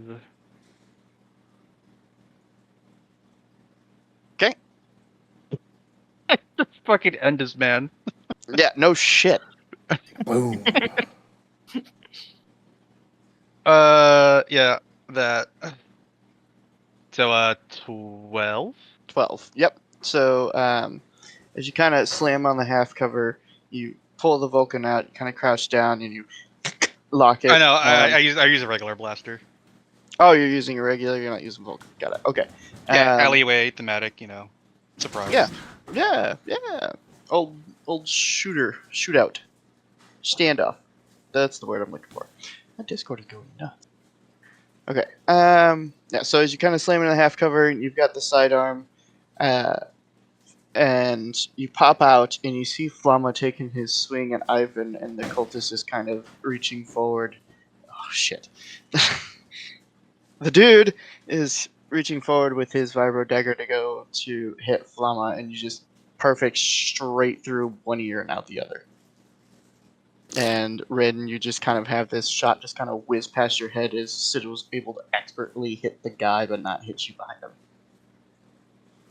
Goes in one ear and right out the other. People talking shit. So, yeah, he did.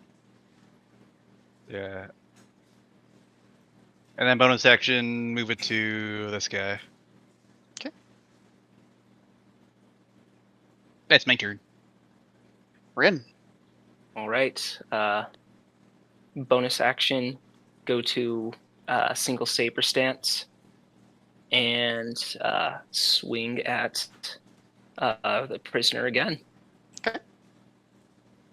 24. That would definitely hit. Cool.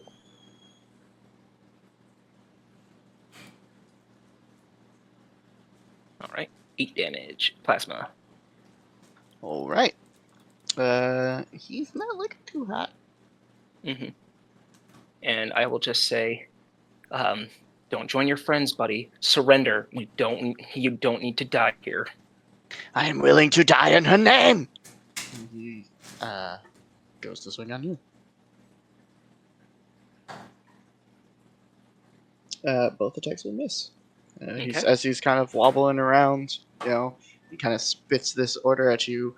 He goes to swing, and they're just super kind of lethargic and lazy, and you're able to easily just deflect both of them as you kind of look at Flama like, what? And we move to Flama. All right. I will spin around and attack that guy. Okay, go ahead. 19. 19 will hit. That is... Sorry. I forgot I get advantage on these rolls. 11 kinetic. Okay. Yep, you're able to easily kind of carve a big swath across his chest from, like, kind of up from his hip, up across his shoulder, and he drops dead. All right, and then I forgot bonus action defensive style on Ivan the Terrible.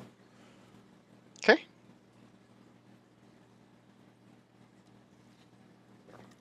Brings us to Sigil. Can I move too? Sorry. Oh, yeah, absolutely. Oh, no, You will I don't take wanna attack go. of opportunity. Oh, never mind. Go ahead. That's all. Nah, too far. Hey, can I take a bonus action to move 5 feet? Roll a d20. No modifiers. 11. Yes, you can. Yeah. I know you asked that yesterday, so. Yeah, so I left it up to the dice. Okay. And then I will improvise attack, try to knock him out with my blaster. Just kind of like pommel strike him. Okay, go ahead. What would be the modifier for that? Because I'm not too sure. That'd be just like a standard dex roll. Standard dex? Okay. Yeah, like it would be an attack, like so it'd be your dex plus your proficiency. I'm sure you're proficient enough with a firearm to fucking pistol whip somebody. Like, Okay, so dex and proficiency? yeah, it would be like a melee dex attack, basically. Okay. 15? Unfortunately, misses. Oh, he saw it coming. Yep, he's able to kind of he's like kind of wobbling, and you see as you're running up, Ren and Flamma kind of moves to the side. You see Ren just like one hand lazily just like deflect both swords, and he like goes to lean in for an attack against her, and so you kind of line up the pistol whip, and he just rolls to the fucking side, and you just whiff. Unfortunate. Alright, that's the end of my turn. Okay, we move to Ren. All right. As he's rolling to the side and distracted, can I try to just give him a big shove and say, "Flama, grab him!" as I'm pushing him? Sure, that'd be a shoving attack. Okay. So shoving would actually use your strength. Okay, sounds good. So that'd be strength. You're proficient in how to shove somebody. It's a pretty basic fucking action. Yep. 5. So no. So it is his turn. He's going to. Sorry. I need I need just a little bit more space on the alley. So we're just gonna do this real quick.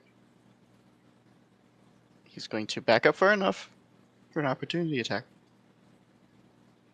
Okay. Same thing. For an opportunity attack, would that be like... It has to be a normal. It actually states on attack of opportunity. It has to be a weapon attack. So I can't knock him out with that? I'd say that's kind of stretching the mechanic, unfortunately, because it's meant to be like you are attempting to kill the creature. Okay, fair enough. I'll let it go. You too? I think Ren would be off balance after trying to shove and completely miss. So I won't take the reaction. I All right, will. up I'll to the take an totally unarmed not a step. barbarian. Yeah, unarmed strike. Opportunity Well, attack. like I said, with Sigil, it would have to be like just like kind of the standard sword attack. Like, 'cause Sigil would have to blast the creature. Like, attacks of opportunity are meant to deal damage. They're meant to kill the creature. So if you're taking one, it has to be with your sword. No, I'll hold off then. I don't want to kill this person yet. Okay. So as he backs up and he's kind of swaying a bit, and he looks at you three. She is coming. And she will consume you all! And he'll shove both swords into his gut and just literally open his own abdomen. Just viscera and blood sprays out both sides. Star Wars is dark, bitches! And eviscerate himself and fall down to the ground. Oh, I don't know what's worse. This guy stabbing himself to prove a point, or that droid that blew himself up yesterday. Still, I'm not over that. This one that's on the ground next to me, that the first one to go down, I want to nudge him with my foot, make sure, see if he's dead. Okay. So, as you look down, you kind of kick him in the side. You see movement. Oh, shit. it's starting to move. Will we all see that? I was going to say I'm going to bend down and reach out for this person, so I'm going to say Ren's distracted from what's going on around her. Yeah, I would say that Flama's the only one because the creature's not standing up yet, but it is like kind of starting to move. Like it's kind of reaching its arm back, like it's gonna get itself up. Yeah, I would warn them that they're starting to move, and then immediately just try to jam my weapon through its heart, wherever I think its heart would be. Okay, so we're gonna do a quick narrative combat bit, and then we're gonna go right back into the same turn order. Sure. So Ren, you're down inspecting his body. So as you're down there, his eyes open, but they're like almost like a purplish greenish flame starts to come out of them, and he just rockets forward into a sitting position, like face to face with you. Oh, okay. And he I just get kind of it.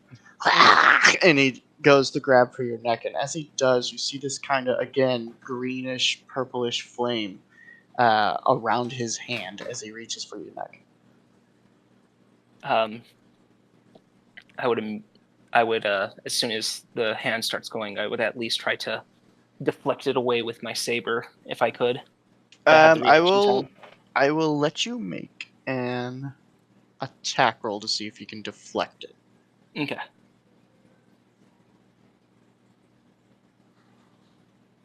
Actually, we're gonna do a contested attack roll because that makes sense. Yeah, that sounds good to me. Oh wait, contested dexterity saving throw. There's a whole mechanic in the game for this, guys. Saving throw, then rather than a 22, that is going to be a 19. He rolled a 1. Okay. So yeah, you're able to kind of jump back and you ignite the saber real quick, and you go to take the hand, and as you do, you've carved flesh with your saber before. You know, you and your master have been sent on missions to rat out Sith, lower level Sith, and kind of bandits and things like that. And as soon as your blade meets his hand, it just stops, and he's like almost holding the blade.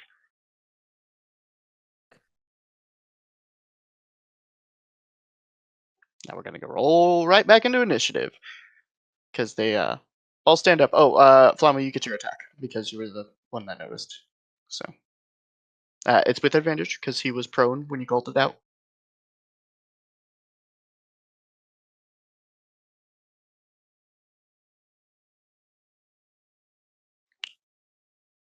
That'll definitely hit.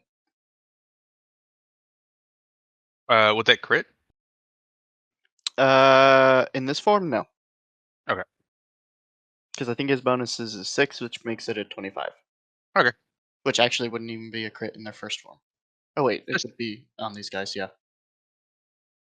But it's not a crit in this form, not in the undead form. Okay, just double checking. Yep. Okay. 10 damage applied. All right, and we kick the round off with Sigil. Okay. I'll do the same thing I did earlier and whip out my arm and try to do another flame sweep. Okay. So Dex 13. Can we measure that out real fast? Oh, yeah. With such a smaller party, I'm probably going to enforce friendly fire in this one. No, yeah, That's this will fair. hit. Yeah, This that'll will be hit. fine. Okay. Okay. All right. So 1 roll to 2 and 1 roll to 4. However, Rin, you see as these, and they're kind of like smaller orbs, right? It's not pouring flames out of his eye sockets. It's almost like a pupil, but it's just kind of this greenish purplish flame. And you see it look over at Sigil, and you see his kind of hand slam onto the ground, and he sends out 2 like motes of energy at the 2 cultists that Sigil is attempting to burn down to the ground. And they are going to consume one of his legendary resistances to succeed the check.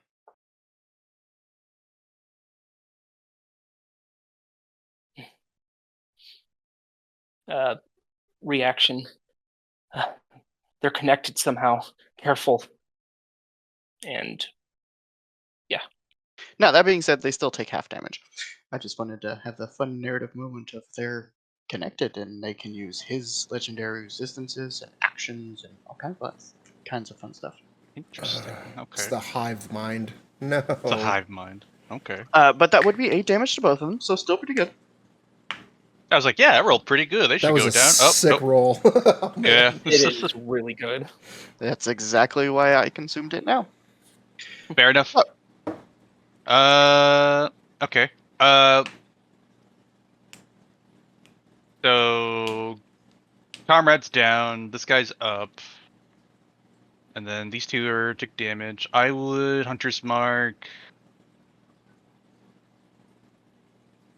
Let's go with this guy here. Is that Can't the you red or only- the blue? The guy closest to me. Is that red or blue? Oh, red. Okay. And then that's it. Are you still maintaining this on this guy? Yeah. Okay. Perfect. Since I guess it never went away. Yep. We got a Rin. Yeah, technically they never died. I let you move it because I didn't want to reveal, like, hey, this is going to be fun. But, yeah, they technically didn't die. All right. Bonus action 2 saber stance, and is he still? 2 questions. Is he still holding my saber, or did like push away? Oh, After he would have had to throw it away to kind of slam his hand on the ground and Okay, tear his and resistance. since I was kneeling down and backed away, am I standing up or am I still prone? You're kneeling? Yeah, I knelt down I to think, check. And, however, I think though I told Sigil he had to use movement when he wanted to kneel somewhere. So to keep it consistent, we're gonna say it's half your movement to stand back up. yeah, fair enough. I will stand back up and strike down at the person in front of me. Is that with advantage because they're prone, or are they not prone?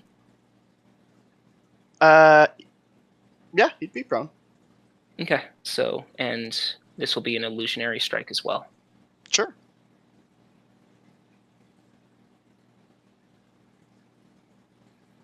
So that is going to be 24. That is. Okay.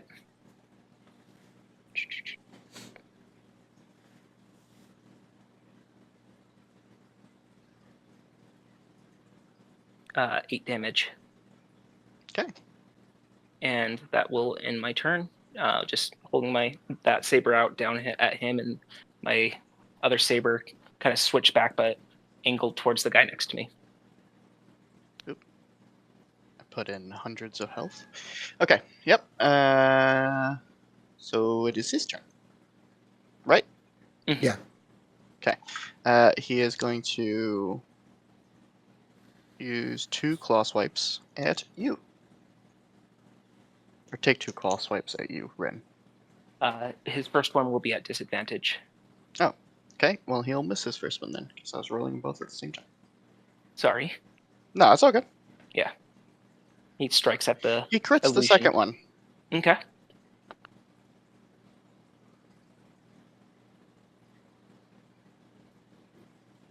How much HP do you have? Currently 20. Ren's down. Whoa.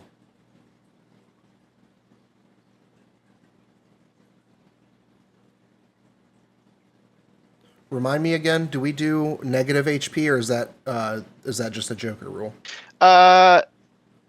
Normally I have I do have like a downed rule that I call it's the wound system. So every time you get downed, you have a stacking debuff that one makes you instantly fail a death save, and two, every time you have to roll an ever increasing DC to roll for an injury. If you receive an injury, you receive disadvantage on one of your saving throws. Ooh. I barely don't get injured. Skill checks, something like that. Yeah, the danger is that like when you go down, you're wounded one, so you just roll for an injury and you can get back up. When you're wounded two, you automatically fail a save. When you're wounded three, you automatically fail two That's a saves. D10, by the way. And if you, yeah, it's a D10. And if you roll a, or if you go down a third time, so wounded four, you automatically fail all three death saves and just straight up die. But there's no negative health, so you can use small amounts of healing to keep popping people back up. Gotcha. Now, I haven't quite dedicated to implementing that system here, but my other two players that are super familiar with it, is that a mechanic you guys enjoy? Do you want to bring that into this, or I like it. I think it's fun. like does it add a little bit of extra danger, which is what it's supposed to be doing? Mm-hmm. Yeah, it's fun. Okay, so we're gonna go ahead and implement that system. I'll get the stuff posted for you, Flama, so that you can read it and understand it. Thank you. So yeah, you do not receive an injury. Mm-hmm. Wait, did you roll 2 D10s? No, the second one was a D20. Yeah, you nat 20 at the second one. Yeah. Now, But where's the his first D20, is what I'm asking. I rolled a D10 at first, was told it was a D10, and then re-rolled and I got 20. So, and that wasn't for a saving throw or anything. That was to prevent injury. Yeah, that was Oh, his, that was never his mind. wounded roll. It's not his turn yet. Never mind. Sorry. Right, Mhm. yeah, it's his wounded roll. Sorry, I derped out. There you go. Flama, it is in the resources page. That is the our homebrewed dying and wounded system that Okay. I run. Cool. I will look that over. Change things that are related to fantasy, like the word tipple and stuff, Okay. to match Star Wars. All right. So, Rin is down. He's going to dedicate to you and hit you with a second strike. Oh no, that was he missed the first one because it was disadvantage. Yeah. So it Yeah, was the second strike that brought you down. So, that is it for him. Flama, you're up. All right. Bonus action. Colto Pack on Ren. Okay. That is. That's Sorry. a healing word, basically, right? Yeah, 2d4 plus my tech casting ability modifier, so that's intelligence. So 2d4 plus 2. 2d4 plus 2 is 9. Nice. You're back up with 9 healing. Almost max, nice. And then for my action, I will continue to attack the zombie in the corner. We're gonna pull him out because we're gonna need him. I was going to ask if I could deploy him as a bonus action. I was going to say that on my we are turn. we are gonna fucking need him, so we're gonna pull him out. All right. All right. very good. So Flama. So before anything else, sir, or is that it? That was my bonus action. So for my action, I would like to attack the corner zombie recklessly. Okay. That would be That is unfort as fuck. Yeah. 10. Luckily, you don't get punished from that one because it was an advantage, but no. Okay. And then no, I'm good on yeah, I'm good on movement. So. All right. In that case, we are gonna have XT go before the other zombies. Shit! I just fucking yeeted a dice across my fucking living room.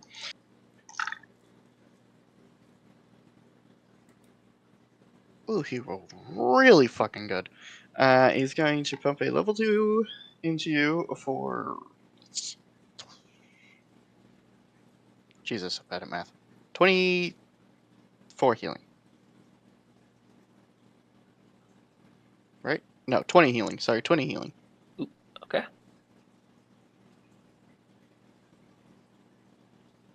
And then they're all gonna go. Hey, how are you?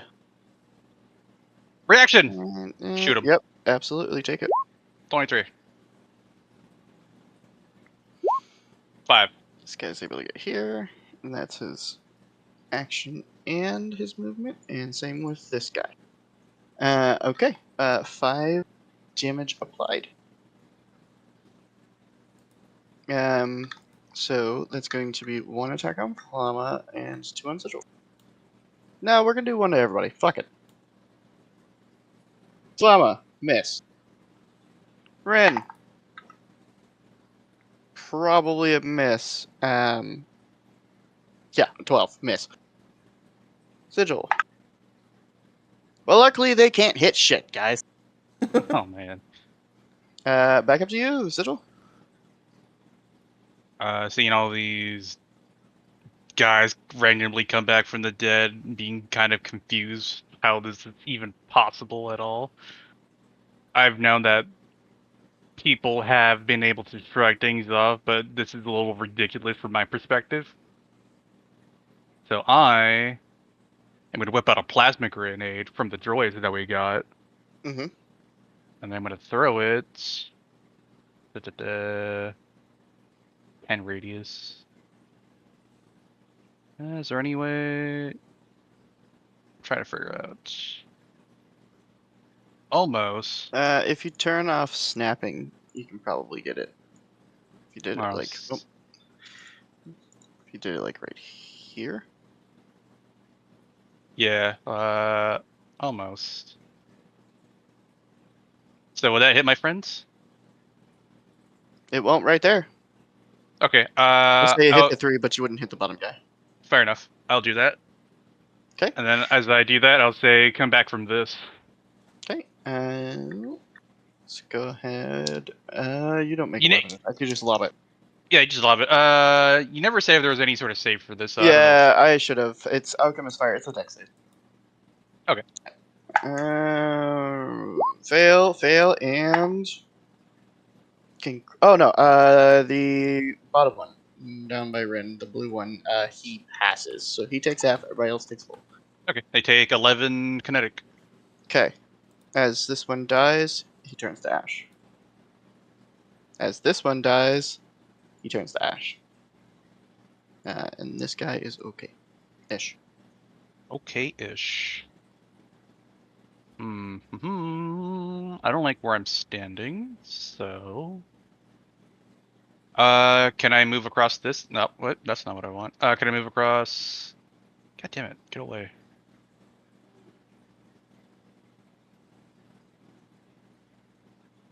Why? Oh, because I'm an idiot. Can I move here? You sure can. Okay, so 5, 10, 15, 20, 25. And that's my turn. All right. At the end of Sigil's turn, he's going to take a legendary action. Mm-hmm. Then he is going to, with both of his hands, lunge for your throat. You can make either acrobatics or athletics to try and escape. Okay.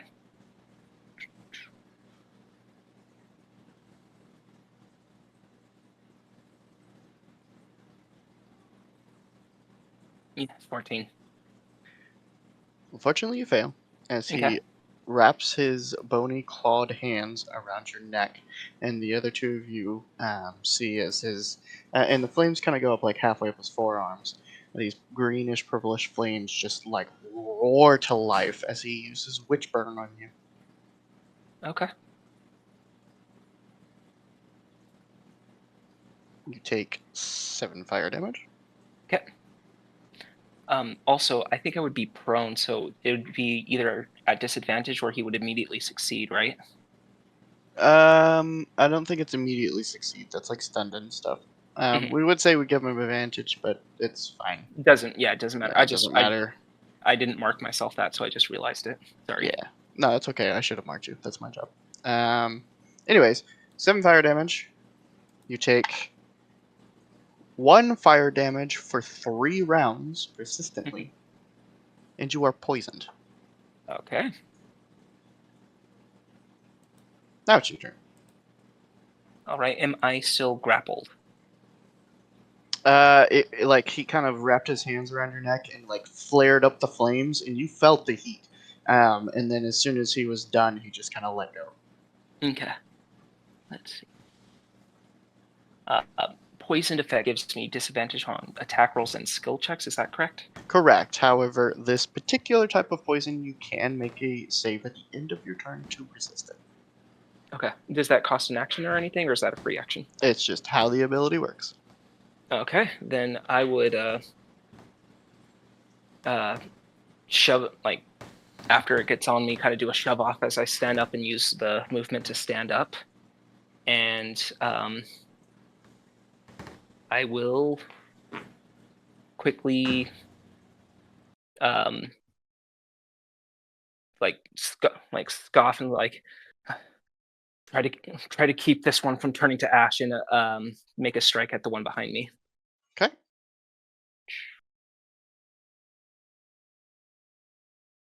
And yeah, 14. Unfortunately, that'll miss. Okay. And yeah, that'll end my turn as I'm still holding out my 2 sabers. Okay, go ahead and give me a con save. Right.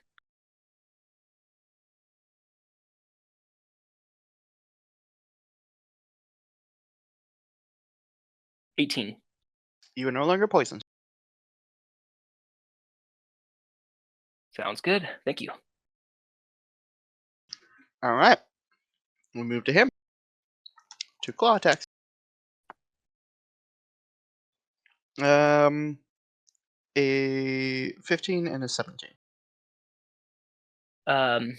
15 misses. 17. I'm going to. What's it called? Is it minimum of 1, the force empowered stuff? Well, I'm not going to force and power. Yeah, I'm going to energy shield. Oh, okay. Yeah, so that, just Yeah. right off the shield. And he kind of like, you see him kind of like fairly scratch at it, like back and forth, and his jaw is kind of starting to just descend and kind of come apart, and you're like literally watching the flesh melt off of this dude as his jaw hyper extends, and he's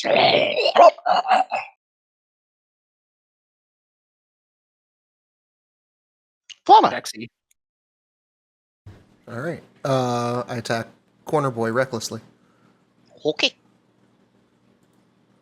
24. Yes.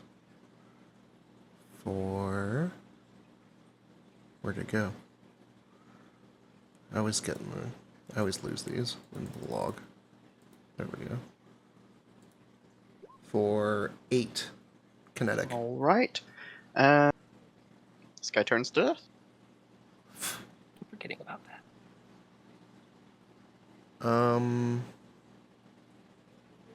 Bonus action, I'd like to move my defensive style to this guy. Okay. And I'm going to mark myself because I reckless. So that's... So, 2 of my players are about to be very sad. We've reached the point in the fight where his mythic action activates. No. So, he kind of backs off your shield and he's kind of pacing side to side, waiting for it to drop. And he's kind of like almost like a feral predator, where they kind of swing their arms and move like almost snake-like. And he looks over and sees Flamma cut down one more. He takes both of his fists and he slams them into the ground. 2 more tendrils shoot out to these 2 back here.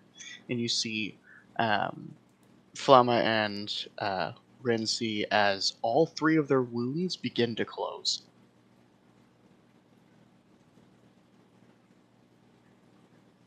So all 3 of them are healing? Yes. Okay. Boo.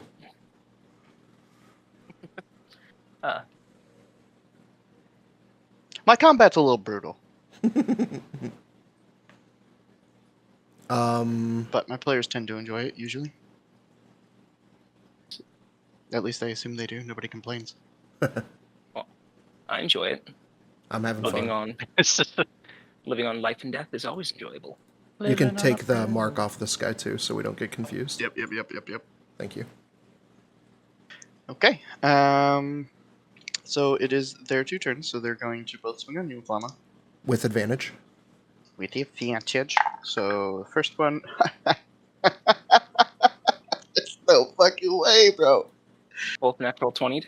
They're both natural ones. Oh my god. Oh, So he goes to like reach his right arm back and goes to take a swipe at you, and it is ungodly slow.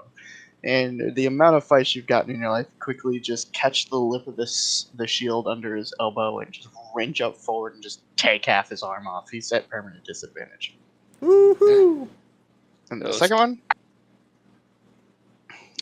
one, I think hits with a 19. 19 will hit, yeah. Okay.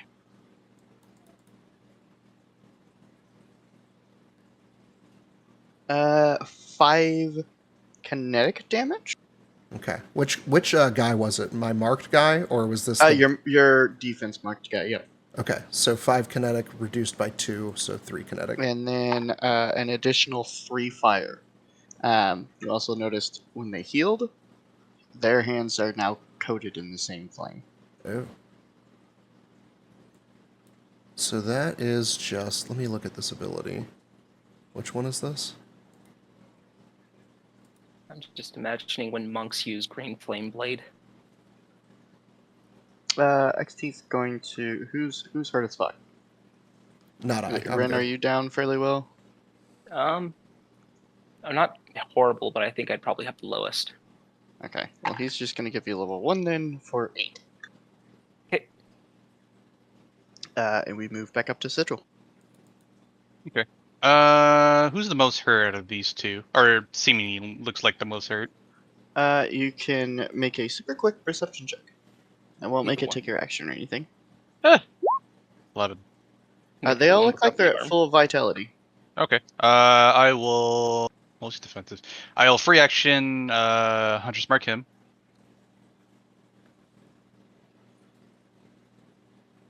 Blast. 16. Hits. Barely. And then 9 energy. Alright. Damage applied, sir. Cool. I still have movements. I didn't use the bonus action. Bonus action switch to the Vulcan. Alright. So, yep, you pull the Vulcan out, kind of lean it on the thing that you're taking cover with. Sorry, excuse me. Unless you didn't want to do that, you can do whatever. Ren. I'm going to illusionary strike the man behind me. Okay, go ahead. Don't eat tape. Why are you eating tape? Tape's not good for you. Sorry. Your cat's an idiot, dude. Yeah, he is.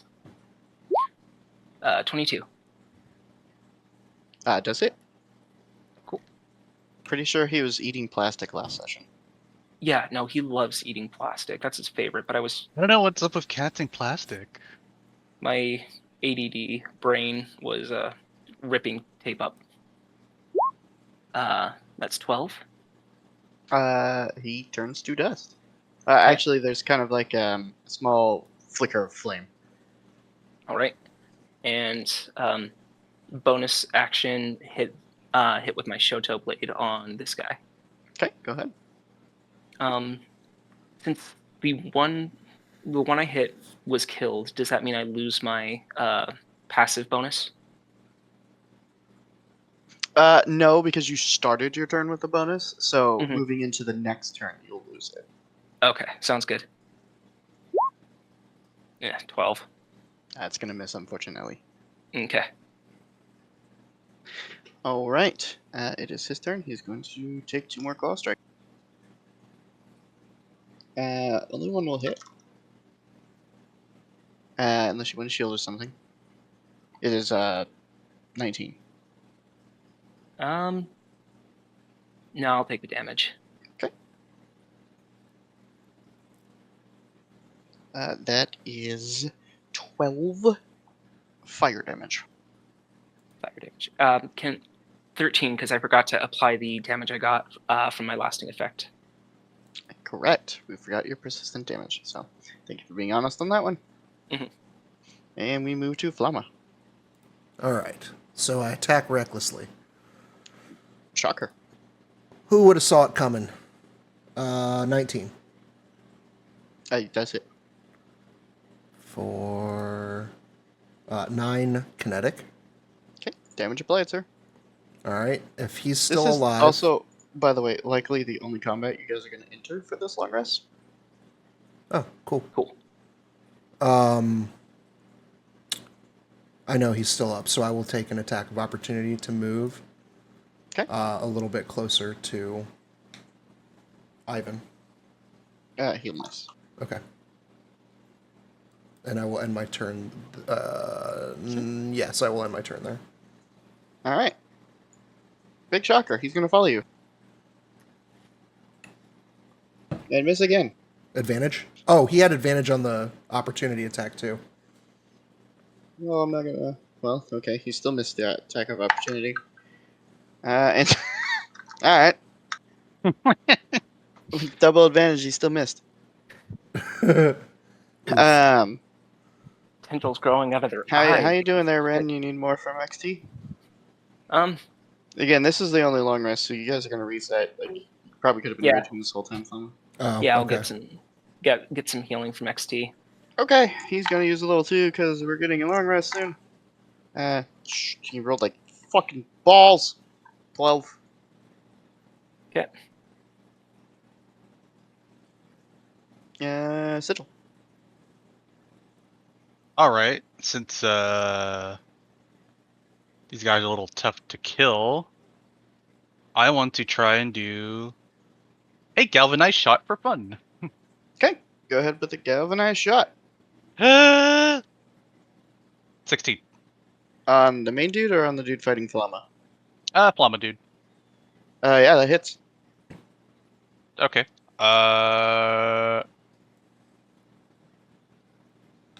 I forgot to do Hunter's Mark, but whatever. 7 energy, and usually when you see me shoot the rifle, it usually shoots out a blue energy shot, but then I kind of like cock the gun in a specific way, and then when I aim and shoot, it instead shoots out a purple laser and shoots him straight in the back.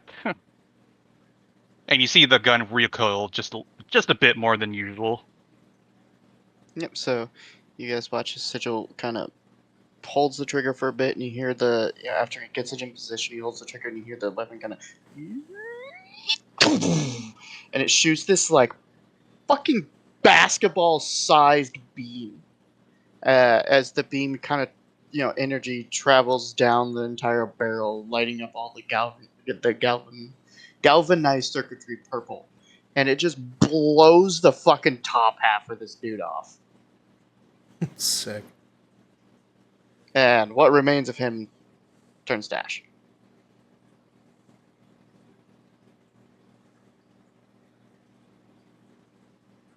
That's Your handy. gun is so cool.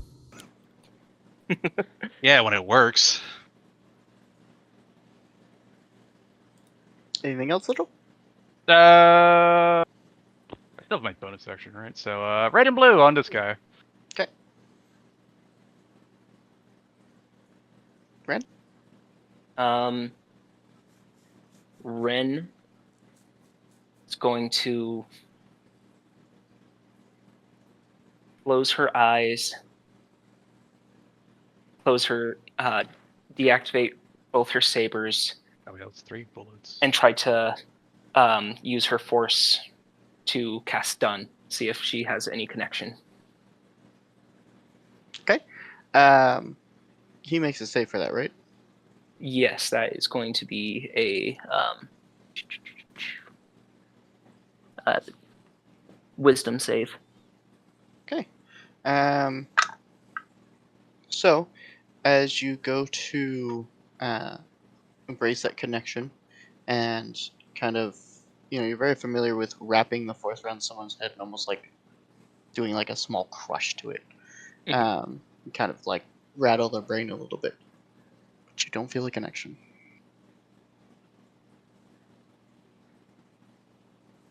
I'll just look at my hand and go, not yet, and then kind of realize, uh-oh, just close my sabers, and in my turn. Okay. Move to his turn. He's shockingly going to take 2 claw strikes against you. And miss both. Okay. Wait, what's your AC? Currently my AC is going to be 16. Okay, sorry. No, he does hit 1. He got a 16. Okay. Anything you want to do with that, or you're just going to eat it? I'm just gonna eat it. I kind of got in shock there, so I'll take whatever's coming. That is 9 fire damage. Okay.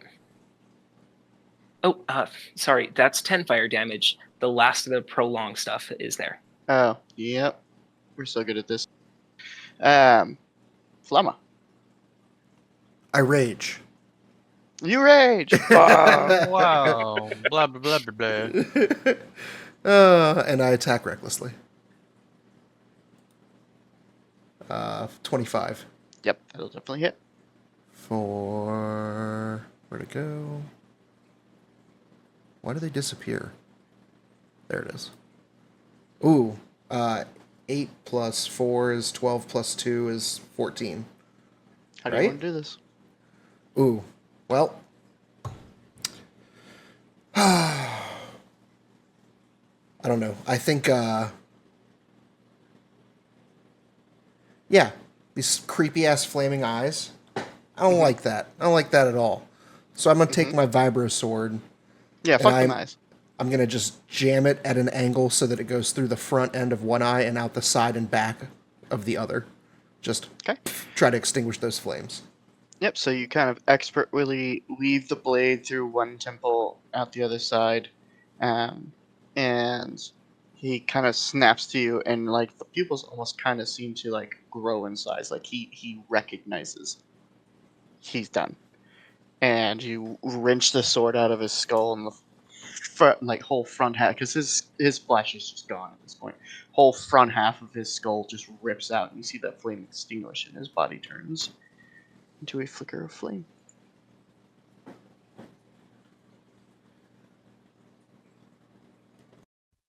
Ugh. I told you they'd come back to life. So creepy. You didn't mention the green eyes, or the weird claws, or that they turn to dust when we actually kill them off. Do they leave their cloaks behind or anything? No. Do they leave behind their vibro weapons? There is very, very specifically no trace of them.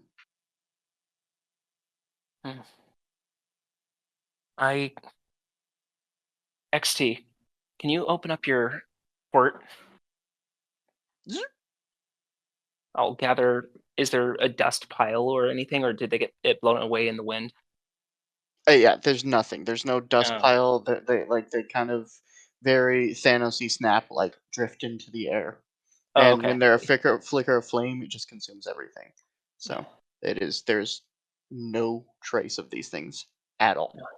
Oh shit! It blew away. Sorry, XT, you can close that up. But thanks for the work, little buddy. Rub his head. Actually, to be safe, give us a echo sweep. See if there's anything else around this area. Okay. I made you roll for original Hunter's Bane, right? No, is when you wanted to specifically use it to try. Yeah. Okay, so he boops it out, and there's a lot of movement on the city of Coruscant.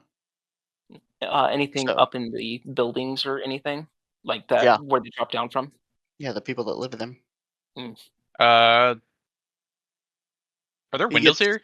Hundreds of pings.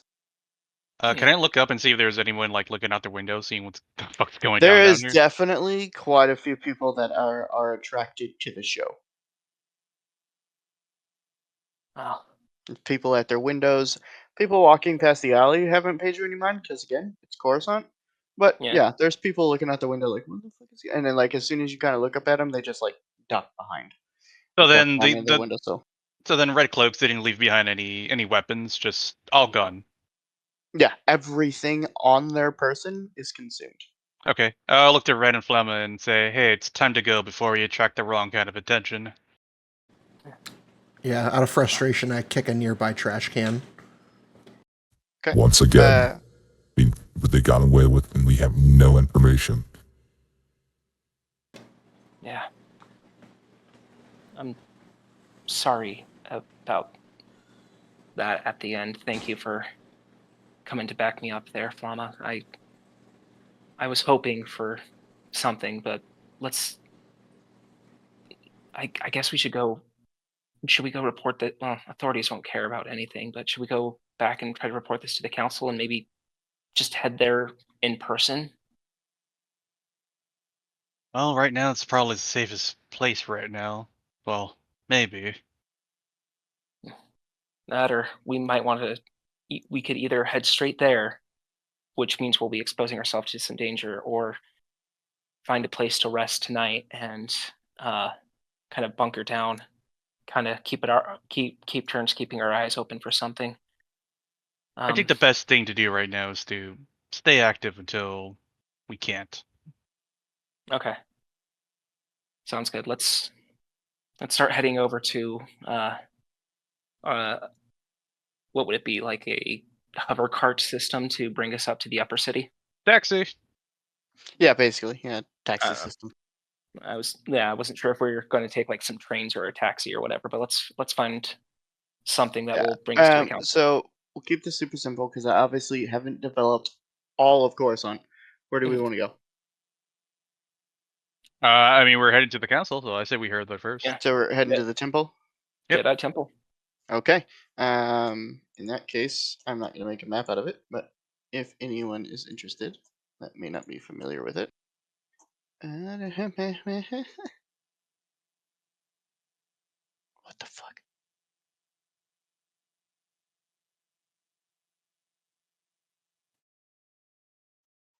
They rebuilt it very, very, very much so in the original form. I thought you were All gonna right. say they took the newer episodes and like built like stone huts, like they were on. That Oh little no, fucking- Palpatine would have a penthouse somewhere. Yeah, in extended canon, he actually lived in the temple for a number of years. So it would still be erected. Kinky. No, he had consorts, so yeah.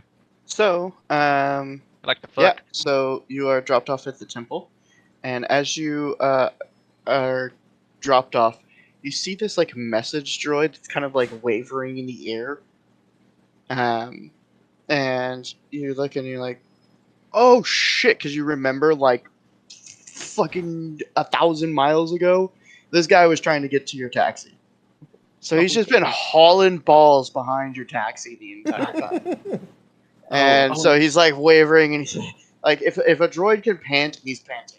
And he like arrives in front of you, and he kind of deploys his little legs, and he walks forward, and he plays a message.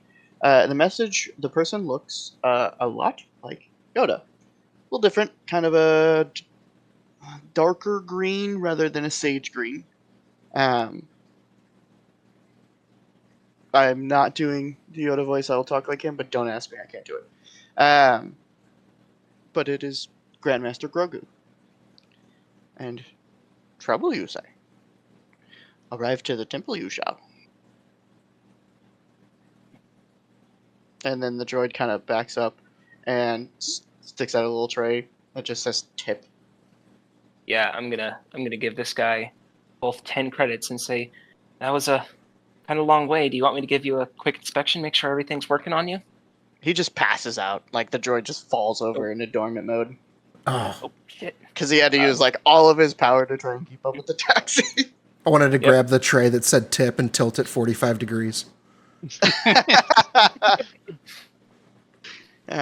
Okay. Yeah, so the droid, again, he just passes out in dormant mode. Yeah. He's Audi 500. Here's a tip: be faster next time. And you guys Can I- are standing at the steps to the Jedi Temple. Can I do that quick tech check just to make sure he's okay, or does it not matter? Oh no, he's fine. Like you, Okay. you reckon you know having XT and being so familiar with engineering, he's just clearly like he just powered down. Like Oh, okay. he's just in dormant mode. He's fine, but he needs a rest. Yep. All right. Well, are you guys feeling ready to meet some of the most powerful people in the universe? This is in the underground. Powerful as in force, not powerful as in slavery. Oh. I guess. So as you guys walk through, you do see that they, having reclaimed the temple after Palpatine's fall, they have reinstated the Jedi Guard, which are kind of these almost exactly the same height, fairly tall, probably about as tall as you are, Flamma, and they're kind of in like a yellow goldenish armor with these like long white cloaks that go over the top, and they're kind of holding some sort of staff. And the end of it, as you quickly take a look, you realize it's got the same end as Rin's saber, so you assume it's a light weapon of some kind. And they kind of stop you all, and they look down at you, Rin, and they look at your saber. Welcome back, Rin. It's been a while. We contacted the council earlier, and Grandmaster Grogu said that they would be willing to meet with us. These two are my traveling compatriots. Is it all right if they come in with me? Well, of course, you know which wings to keep them out of. No library, no training center. Of course. Thank you so much. By the way, we never mentioned it. I would be bringing Karakoso's chair with me. Yeah, you never stated it, but it's not something you'd really leave behind, so Mhm. you've got it with you. And so yeah, the guard kind of looks over at the empty chair and kind of bows his head in reverence and looks at you. I'm sorry. Little kind of dry smile and don't say anything, just start walking. Okay, and he kind of spins around, types in a code, and these massive front doors open. So straight to the council. Uh, I mean, any I'm following you. I don't know where the Yeah, fuck I'm to go. definitely following Ren. any perception checks that we can make to tell us anything about the inside, or should we save that for a later time?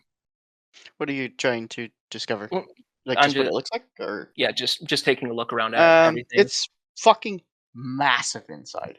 Imagine if you guys can.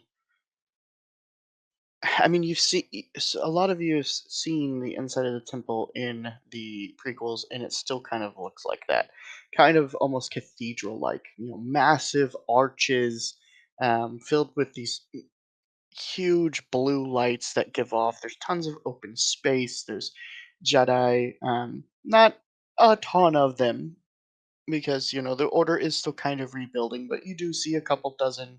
You see older ones with their younger 14, 15-year-old padawans. You see over in the corner two, probably in their like mid 40s, trying to wrangle in a bunch of youngsters.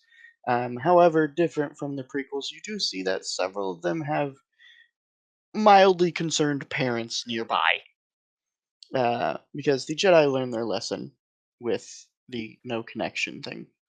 And Rin would know that a lot of Padawans, their families are invited if they choose to stay at the temple and stay with the child through their very early formative years, and then when they truly become a Padawan, they travel with their master, and just lots of bustling noise and a very uplifting kind of feeling as soon as you enter. So a little bit different from a lower Coruscant, wouldn't you say? Probably the nicest place I've been in all of Coruscant, if I'm being quite honest. Still, This it's a bit. building is impossibly large to you, Flamma. It's Still, it's a big in here. bit gaudy. Lots of children. Yeah. We're trying to make things better than they were. Were there not a lot of children back when you were at your old place before the attack? I've been a slave for as long as I can remember. Not many children in my... where I'm from. Fair enough. Can I do a perception check to see if anyone is reacting to us as we're walking through? You don't have to do a check. There are a couple people, there are Mhm. head turners because you brought a bounty hunter, likely in his bounty hunter gear. And Flamma is huge, a Zabrak, and has a sword across his fucking hip. So yeah, you guys just naturally attract attention in the fact that you brought two very clearly not Jedi into the temple. Also, we're also probably covered in blood and burns. Yeah, you don't look super great. So now, Speak for that yourself. being said, you do see people that are not Jedi. Again, you see parents, you see, Republic soldiers moving around. It's not the temple as it used to be. Again, Jedi learned a lot of lessons that I think they should learn, which is connections. Not having connections are dumb. Walling themselves off into a temple by themselves is kind of dumb and led to their downfall. So they learned from that. There are non-Jedi here. They are greatly outnumbered, but it's not exactly super uncommon to see you guys, but it's still not like every day you see bloody, battered, burned bounty hunter, berserker, and Ren walk in. Excellent onomatopoeia, by the way. It is. I forgot I had the voice changer on. I'm sorry. It's all good. All right. As we Unless... walk through the temple, I would just kind of look around. Oh, sorry, what happened? I think it cut out for a No, second. go. Oh, I was saying as we walk down the temple, I would just kind of be looking around and all throughout the space and be just thinking to myself, yeah, that's a good sniper position there. I could hide over there. I wonder what's over there. It's kind of like looking around for escape routes because this is kind of like very impressive place, and I'm just kind of like, I guess a bit Enamored. hesitant and a little enamored to be here.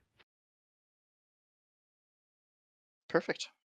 So, to the council? Yeah, unless anybody stops us to talk or anything, or that's where I'm headed. Okay. So yeah, you guys arrive to the center pillar in the picture. That leads up to the kind of council room that you all saw in the movies. And this is all accurate lore. I was so proud of myself that I found this. So when you enter, you do, however, see that different again from the movies. The council is much smaller because the order is kind of rebuilding itself. Rin, you recognize Grandmaster Grogu Jaren. You recognize Master Rakid Renix, Master Rami Gink, Master Tamarok Rittel, Master Maniki Quix, and Master Atu Subla. Ah. I meant to put the races next to them, and I didn't, so just imagine a menagerie of Star Wars races, and Grogu is very specifically Yoda's race. Dumb See, question. Dumb He is, question. he is the Grogu from canon. Yeah. Is he wearing a berserk helm or any type of Mandalorian armor? Sigil? No, Grogu. No. But having gotten so close to him so many times, you do know that the bottom of his saber, on the bottom of the hilt, he has the Mandalorian symbol like embossed into it. Mm-hmm. oh, so he has And like the mud horn somewhere. Say again? He has the mud horn somewhere because I think that was his Yeah, family he, sigil.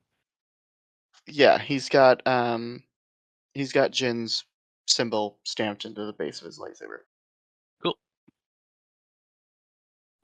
as soon as the council lets us in, I'll push in the chair and then stand next to the chair and kneel and put my head down. Thank you for seeing us, masters. Do you stand at the door? Us two or what? Yeah, what do you two do? I guess I just follow with him and just kind of stand by his side, just kind of.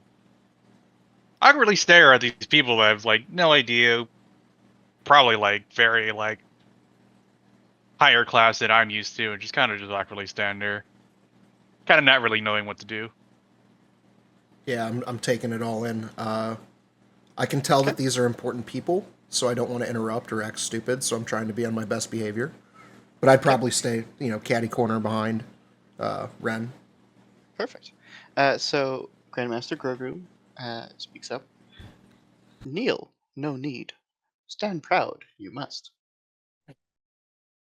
Thank you, and I'll take it. I'll stand. With your permission to speak, we have unfortunately a lot that has been happening and a lot of importance that is going on with throughout the world. Well, the galaxy. A disturbance I did feel. I see. Uh, Does not return your master. That was really bad. Close enough. Master Caracoso has become one with the Force. And they all kind of quickly bow their head in quiet reverence. The other five masters will. Grogu continues to stare at you with caring, understanding eyes, because at this point he's a couple hundred years old and has experienced more than enough loss in his time.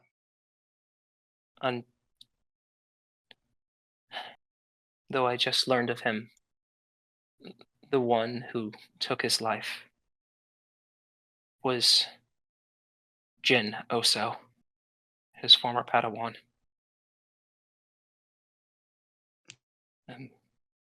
A man I have He'll kind of never scratch his seen. chin. Jin, you. Yes. His former Padawan and son. That one was very dark. Very dark. I've never felt something so dark in my life. It shook me to my core, and as some of you may have felt, I have somehow been disconnected to the Force. He'll kind of reach out his little three clawed hand, kind of close his eyes, and focus for a second. Connection. Not gone. Muddled it is. If you would allow me to speak. When we were traveling back to Coruscant, I don't really understand the Force or how it really works, but to my knowledge, it's tied to your emotions, more or less. But I briefly, for a moment, saw some sort of dark figure hovering over Ren for maybe a split second, and I can't really explain it, but does that have to do anything with their loss? That it may. That it may. We should address this issue promptly, but I feel as if you have more information. I'm giving up on the voice. Fuck it. He was raised by Jin. He speaks normal. Just And- I quit. I'm just Stupid this is. Like I'm not. Yeah, I'm not George Lucas, man. I can't. It's a lot harder when you have to improv it. Yes, there is much, much more. I'll start from the beginning now that we have the baseline out. Myself, to Okay. And so you traveling, guys. sucked onto a ship, found old droids from long ago from the Clone Wars, attacked, Jin, death, somehow taken over on the ship, and then us arriving on Coruscant and the red hooded figures. I'm just going to say my part of the red hooded figures. If you guys want to explain more of your past with the red hooded figures, that's up to you. Yeah, Red would share what he would know. She I've would know. encountered Sorry. him. I've encountered him before. However, they never got back up after I dealt with them. But it could have been a ploy for all I know. And Grogu will kind of look over at Master Rutel, and green and orange flames, they say, or purple and green flames, they say. Could it be? And Mr. Rami will. It is possible, Master. I shall gather my Padawan and we will investigate promptly. Leave now, you should. Fucking whatever. And Master Rami gets up and like just leaves the room. Just do what it feels right.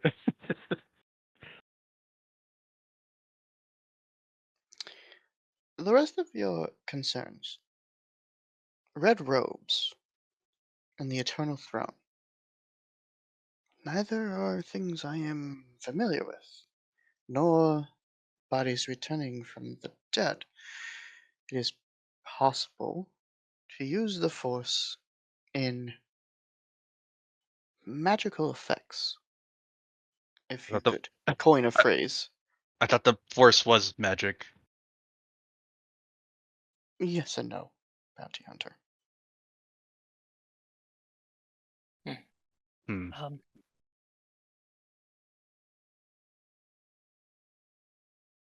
So how were they able to do it this way? We don't know. We do know of a quite ancient circle of Force users that called themselves the Night Sisters. And they were able to bend the Force in ways previously unseen. I'm not entirely sure, but that is what Master Retail is set to investigate. How this is possible. Would Carrick have ever taught me about the Night Sisters or any information about them? No, that's archive stuff. Okay, cool. Would Flama know something? I don't know. Would Flama know something? Would about I the know Night something? Sisters? Oh, because he's a Zabrak. No, he was Yeah. stolen as a baby. He don't know shit about his people. Okay, I just wanted to be sure. Okay. Yep, he was stolen as a baby. He ain't got no motherfucking clue. Okay. And Sigil I wouldn't think know. just baby, right, Flama? Yep, I was thieved as Yeah. a baby. Okay, and then Sigil wouldn't know anything because, like, what the No. fuck is that? Yeah. Yep, the players know, but yeah, none of your characters know who the Night Sisters were.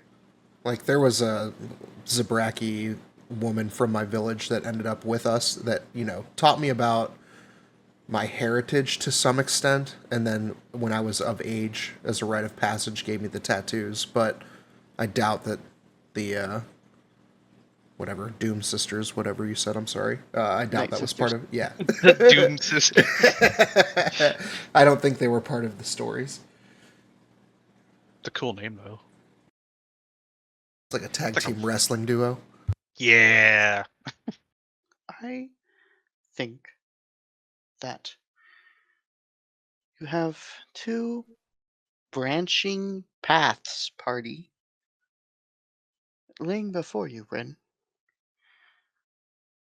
You could either investigate those of the Red Cloaks, or in whatever means you find necessary, due to your master's training and able to walk the thin line between the light and the dark, by any means you choose, deal with Ren or Jen.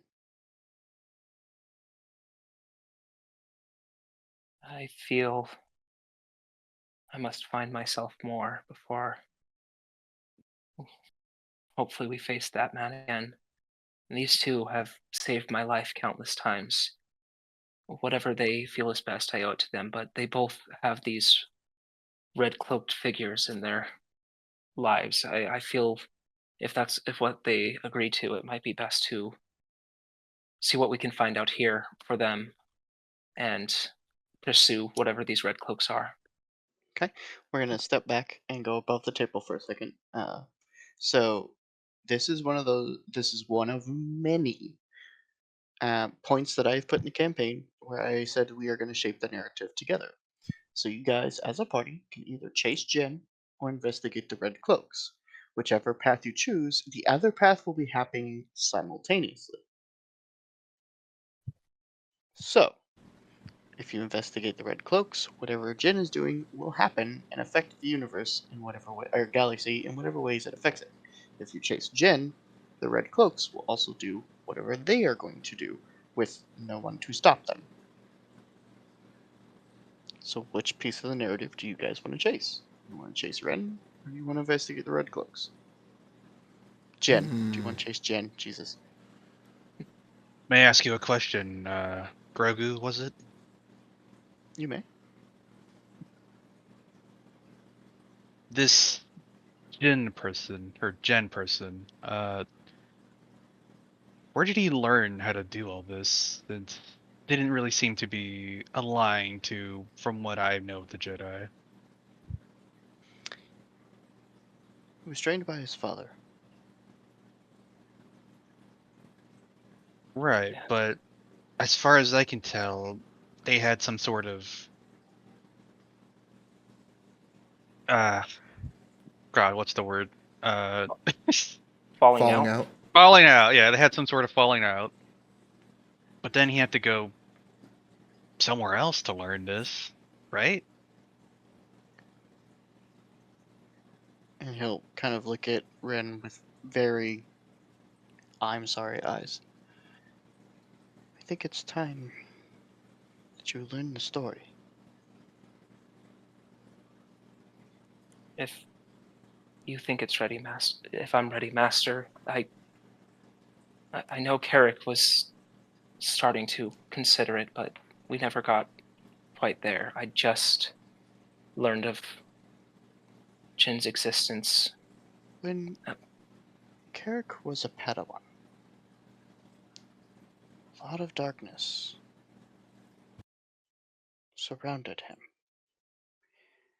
And we embrace the way of the Grey Jedi, to keep things simple. As long as they can control themselves. Your master could not. He fell due to fear. Fear of losing someone very important to him. And he sought out the dark side to find answers. He went on a fairly violent rampage for several years. And in that time, he had Jin. Almost from birth, Jin was raised to be a Sith. From the memories I was able to share with Carrick, their training was brutal and violent, as it always is with the Sith. He left many scars on that boy. Jin was defeated and captured. He was brought here. We were able to break through the barrier that he had built around himself and get him to see the light again.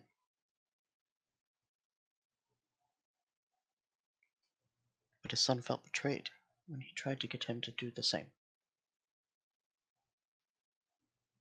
There was a fight. Jin paralyzed his father, but had to limp away from the fight himself.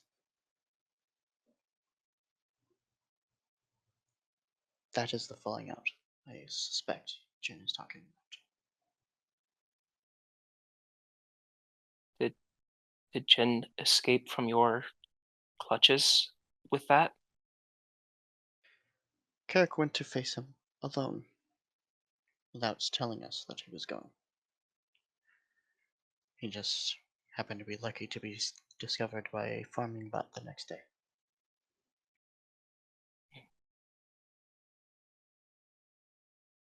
See, I'm sorry that this may lower your opinion or Oh. memory of your master. I'll shake my head. No, he never talked of his past. He talked of his past anger, his past regrets.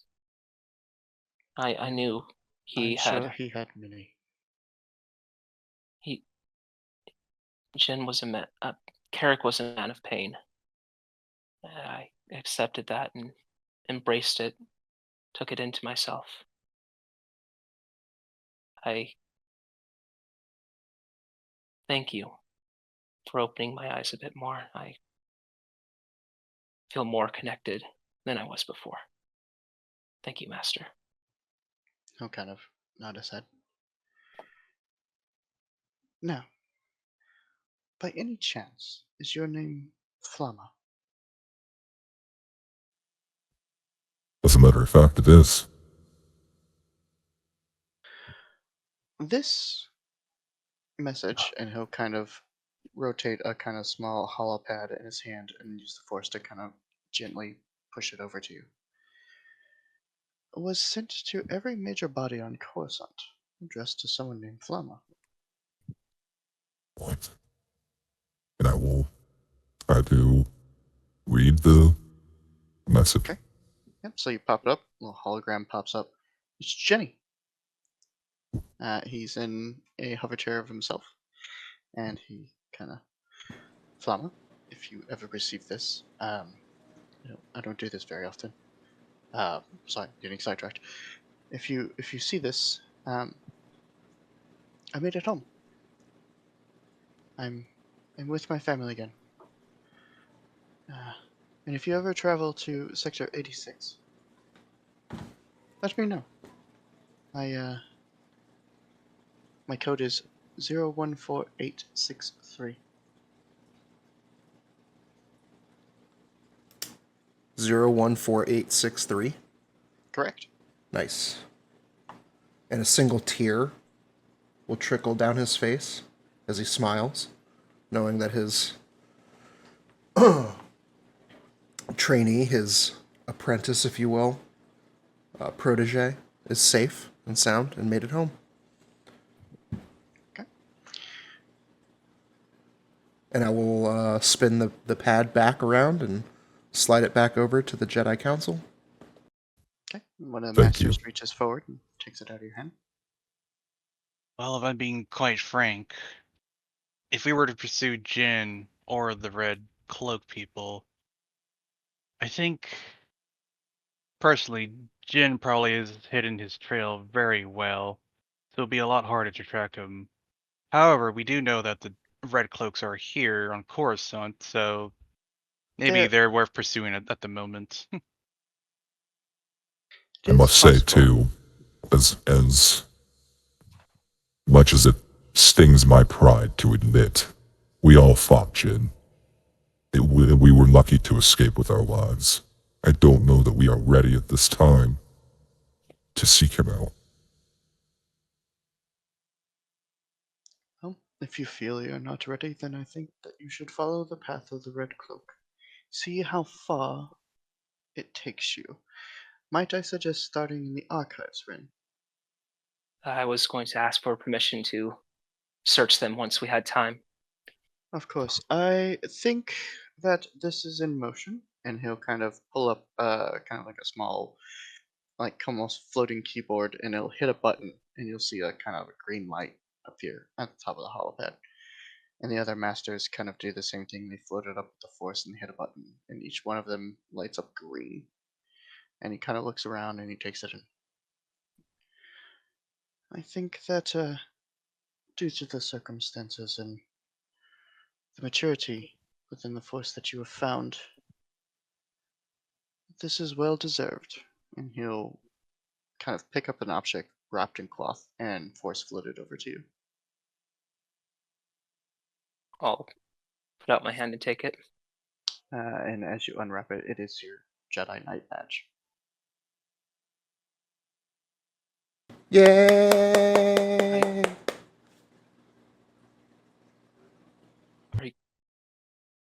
I don't know what to say. There's no need. You show us through your actions, and I hope will continue to do so. I'm kind of closed around myself. Question: do I have a Padawan braid? Say again? Do I have a Padawan braid? Padawan raid? Braid, like a hair braid. Oh, yes. I will hold the pen in my hand and then take out one of Carrick's sabers and ask if they could use the saber to cut the braid. It's something I was hoping for my entire life. Can you give him this one last honor? Stand up and bow you down. You know, kind of motion for you to bow down because he's like Of course. 2.5 feet tall. Yeah. Hits the floor. And he will ignite Carrick's blue saber. Hold the braid and a quick zoom, and he'll take it off. And he'll unignite the saber. And you plan on returning these to the Hall of the Fallen? I wanted to talk to you about that as well once it came up. He'll kind of I- hand the blade back to you. I still want to find that balance within the Force, and I still believe Carrick is the one to show me the proper balance I'm seeking. With the Council's permission, I would like to keep the blades and find a balance that I have sought before, but I believe in the wrong way. I'll take out my saber and extend the white saber. And due to a past mission, I was able to fell my first Sith. I took his kyber crystal and purified it. I turned something from the dark to the light. This, though a big achievement in my life, I do not feel like it was proper balance. I'll take the red blade from Carrick, extend it. I would like to train myself in finding a proper balance by purifying his saber. And once it's purified, I want to try to corrupt it. Feel the darkness flow from what I have made light into dark. If I can understand how the dark and light flow together back and forth, I'm hoping over time to be able to find what truly means to be balanced in the Force, both light and dark. I feel like Eric's teaching would be able to help me. Kind of nod his head and look over at Master Atu Supla. And kind of nod his head, and when he does, I should have explained, he's the same race as Pukloon. So he's got like the kind of goggles and the mouth breather. And he'll kind of open the goggles for a second, and you all see he's got one regular eye and one Sith eye. And he'll close them again, and Grogu will look up at you. I don't think that your master's lessons are quite yet done. And they would serve much better purpose training you than they would sitting on a wall collecting dust. Thank you, masters. Though, of retiring your saber, another important information, and friends, I'm so sorry. This is taking time. I'll start digging through my stuff, getting really confused, really concerned, and then go, oh, shoot. XT, if you would, and ask XT to send me the kyber crystal I have stored inside of him. Okay. As he kind of humps his body, and he goes flying, and you catch it in your hand. And Gurgu kind of laughs, and droids are such funny little things, aren't they? A kyber crystal. You should take that to the Hall of the Fallen. It probably should provide your answers, maybe? Of course, this was before Jin and I set off. We were unfortunately um, greeted by some bandits who were asking for our possessions. One of them had a saber, and we were able to re-secure it from them. But when I touched out, reached out to understand more of the saber, it seemed to have a sibling crystal somewhere out there. I don't know if this will pertain to any information, but I wanted to return this to the Halls of the Fallen at least, just in case. Of course, please do so. Of And course. try and find any information on Unsumner that you may still. And if he is alive, I would suggest that you hold on to it in the off chance that you do meet him. Wonderful. Thank you, Masters. Now, to wrap this meeting up, I do apologize for taking so much of your time. I One more thing. Yes. I don't want to seem rude or anything, but if we were to pursue, regardless of what we pursue, uh, we may be in need of a ship. Of course, one will be provided. Uh, the rank does come with your own Jedi shuttle. Fucking sick. Yeah, Ren's voice breaks a bit. Now, Thank you, Masters. and he'll look at Sigil. Do you have piloting experience?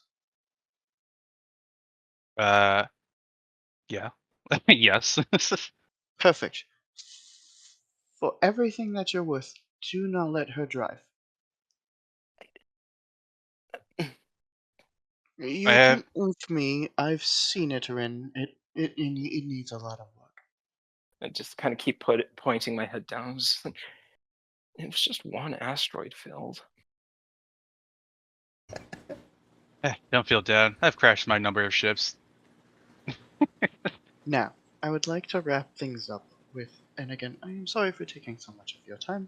Now, really, I'm kind of sorry for focusing so much on Ren this episode, but that's just how it works sometimes. Nah, that's good. Yeah, it's cool. I would like to attempt to unmuddle the connection. If you believe I'm ready, will we be doing this here or the training grounds or We somewhere will do it else? here. As he tries to do that, can I do the same thing as I did before and try to perceive the dark presence? Yep, once we get there. Cool.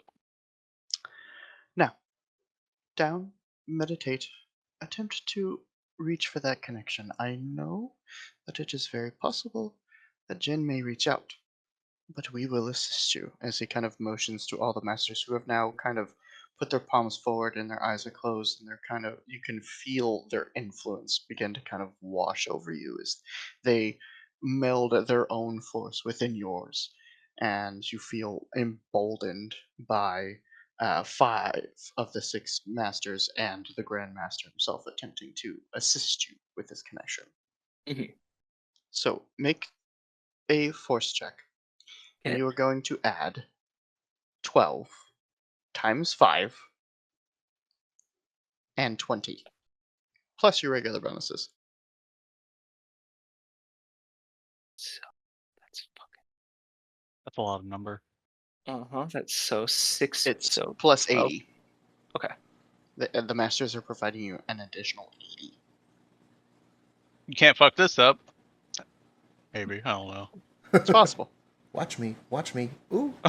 Watch me.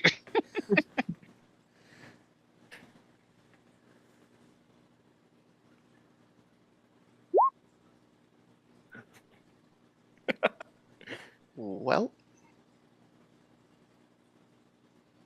so as you embrace the connection, and again, you feel as the masters embolden you.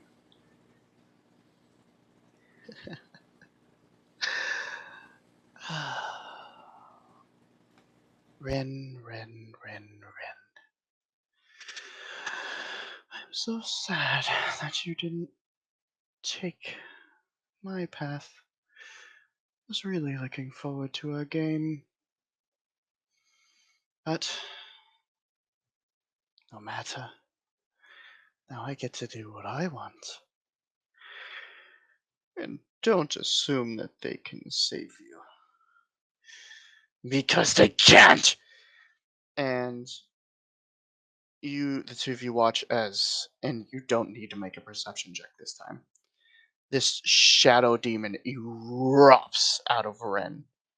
And it is, again, its face is long and beak-like, but the beak is jagged and chipped. There's orange flaming eyes centered in the middle, or sorry, not orange, green and purple eyes rotating in the center as these massive, like 12-foot long arms reach out and physically slam into and damage the wall. As this creature begins to kind of climb up, it probably stands 10 feet tall with, again, 12-foot long arms as it begins to swell in the space. And now I have you all! And the session will end. Fuck, sick. And then I blasted him. Oh, My So, force checks have been bad. I don't know. Your connection to the force is pretty bad right now. Eh,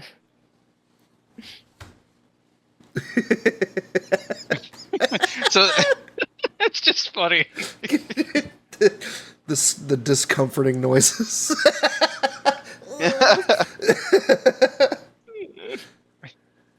Glad you guys are enjoying it.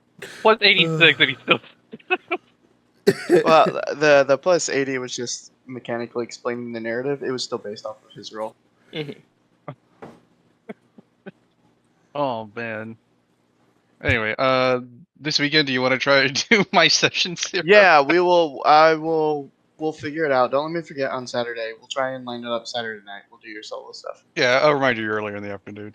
Yeah, that sounds good. But yeah, that's it, guys. Same time, same place. I'll see actually two of you tomorrow.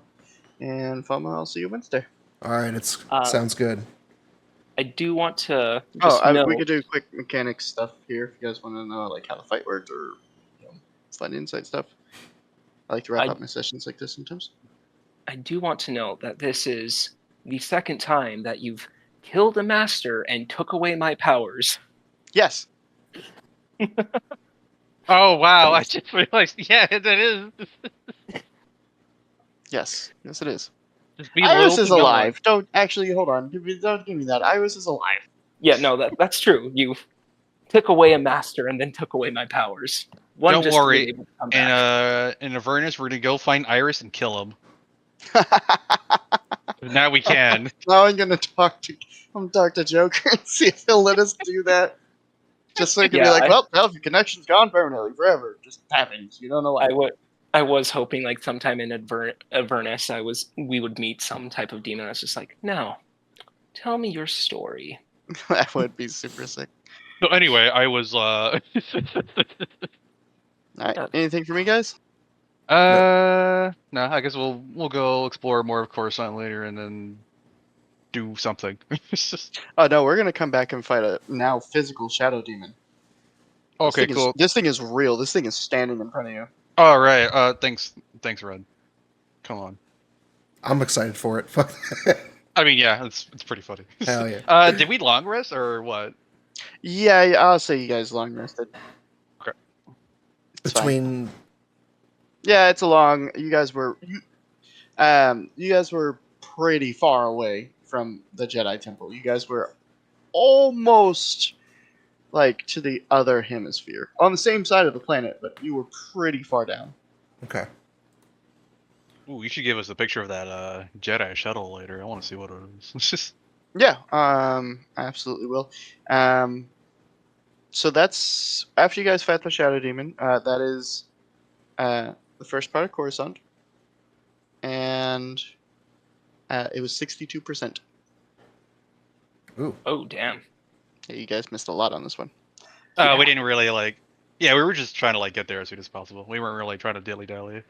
Yeah, and that's why. Yeah, there was a lot of stuff that you guys could have explored on the way to the temple, which is fine. It was all side stuff except for the fact that the 3-armed man is currently in Coruscant. But I don't know anything about him, so. Nope.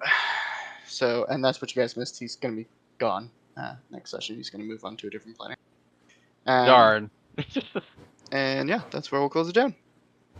All right, sounds good, gents. Well, All right, I sounds just gotta say, next session to the Shadow Demon, this would be the best time for Ren to die. Build up all this story around you guys, and then just kill Ren. And then just I kill you. Can we still keep the ship? Yes. Dibs on the or- lightsabers. Oh no, my contract. Oh damn. All right, guys, have a good night. All right, good night. Good night. See you, everybody.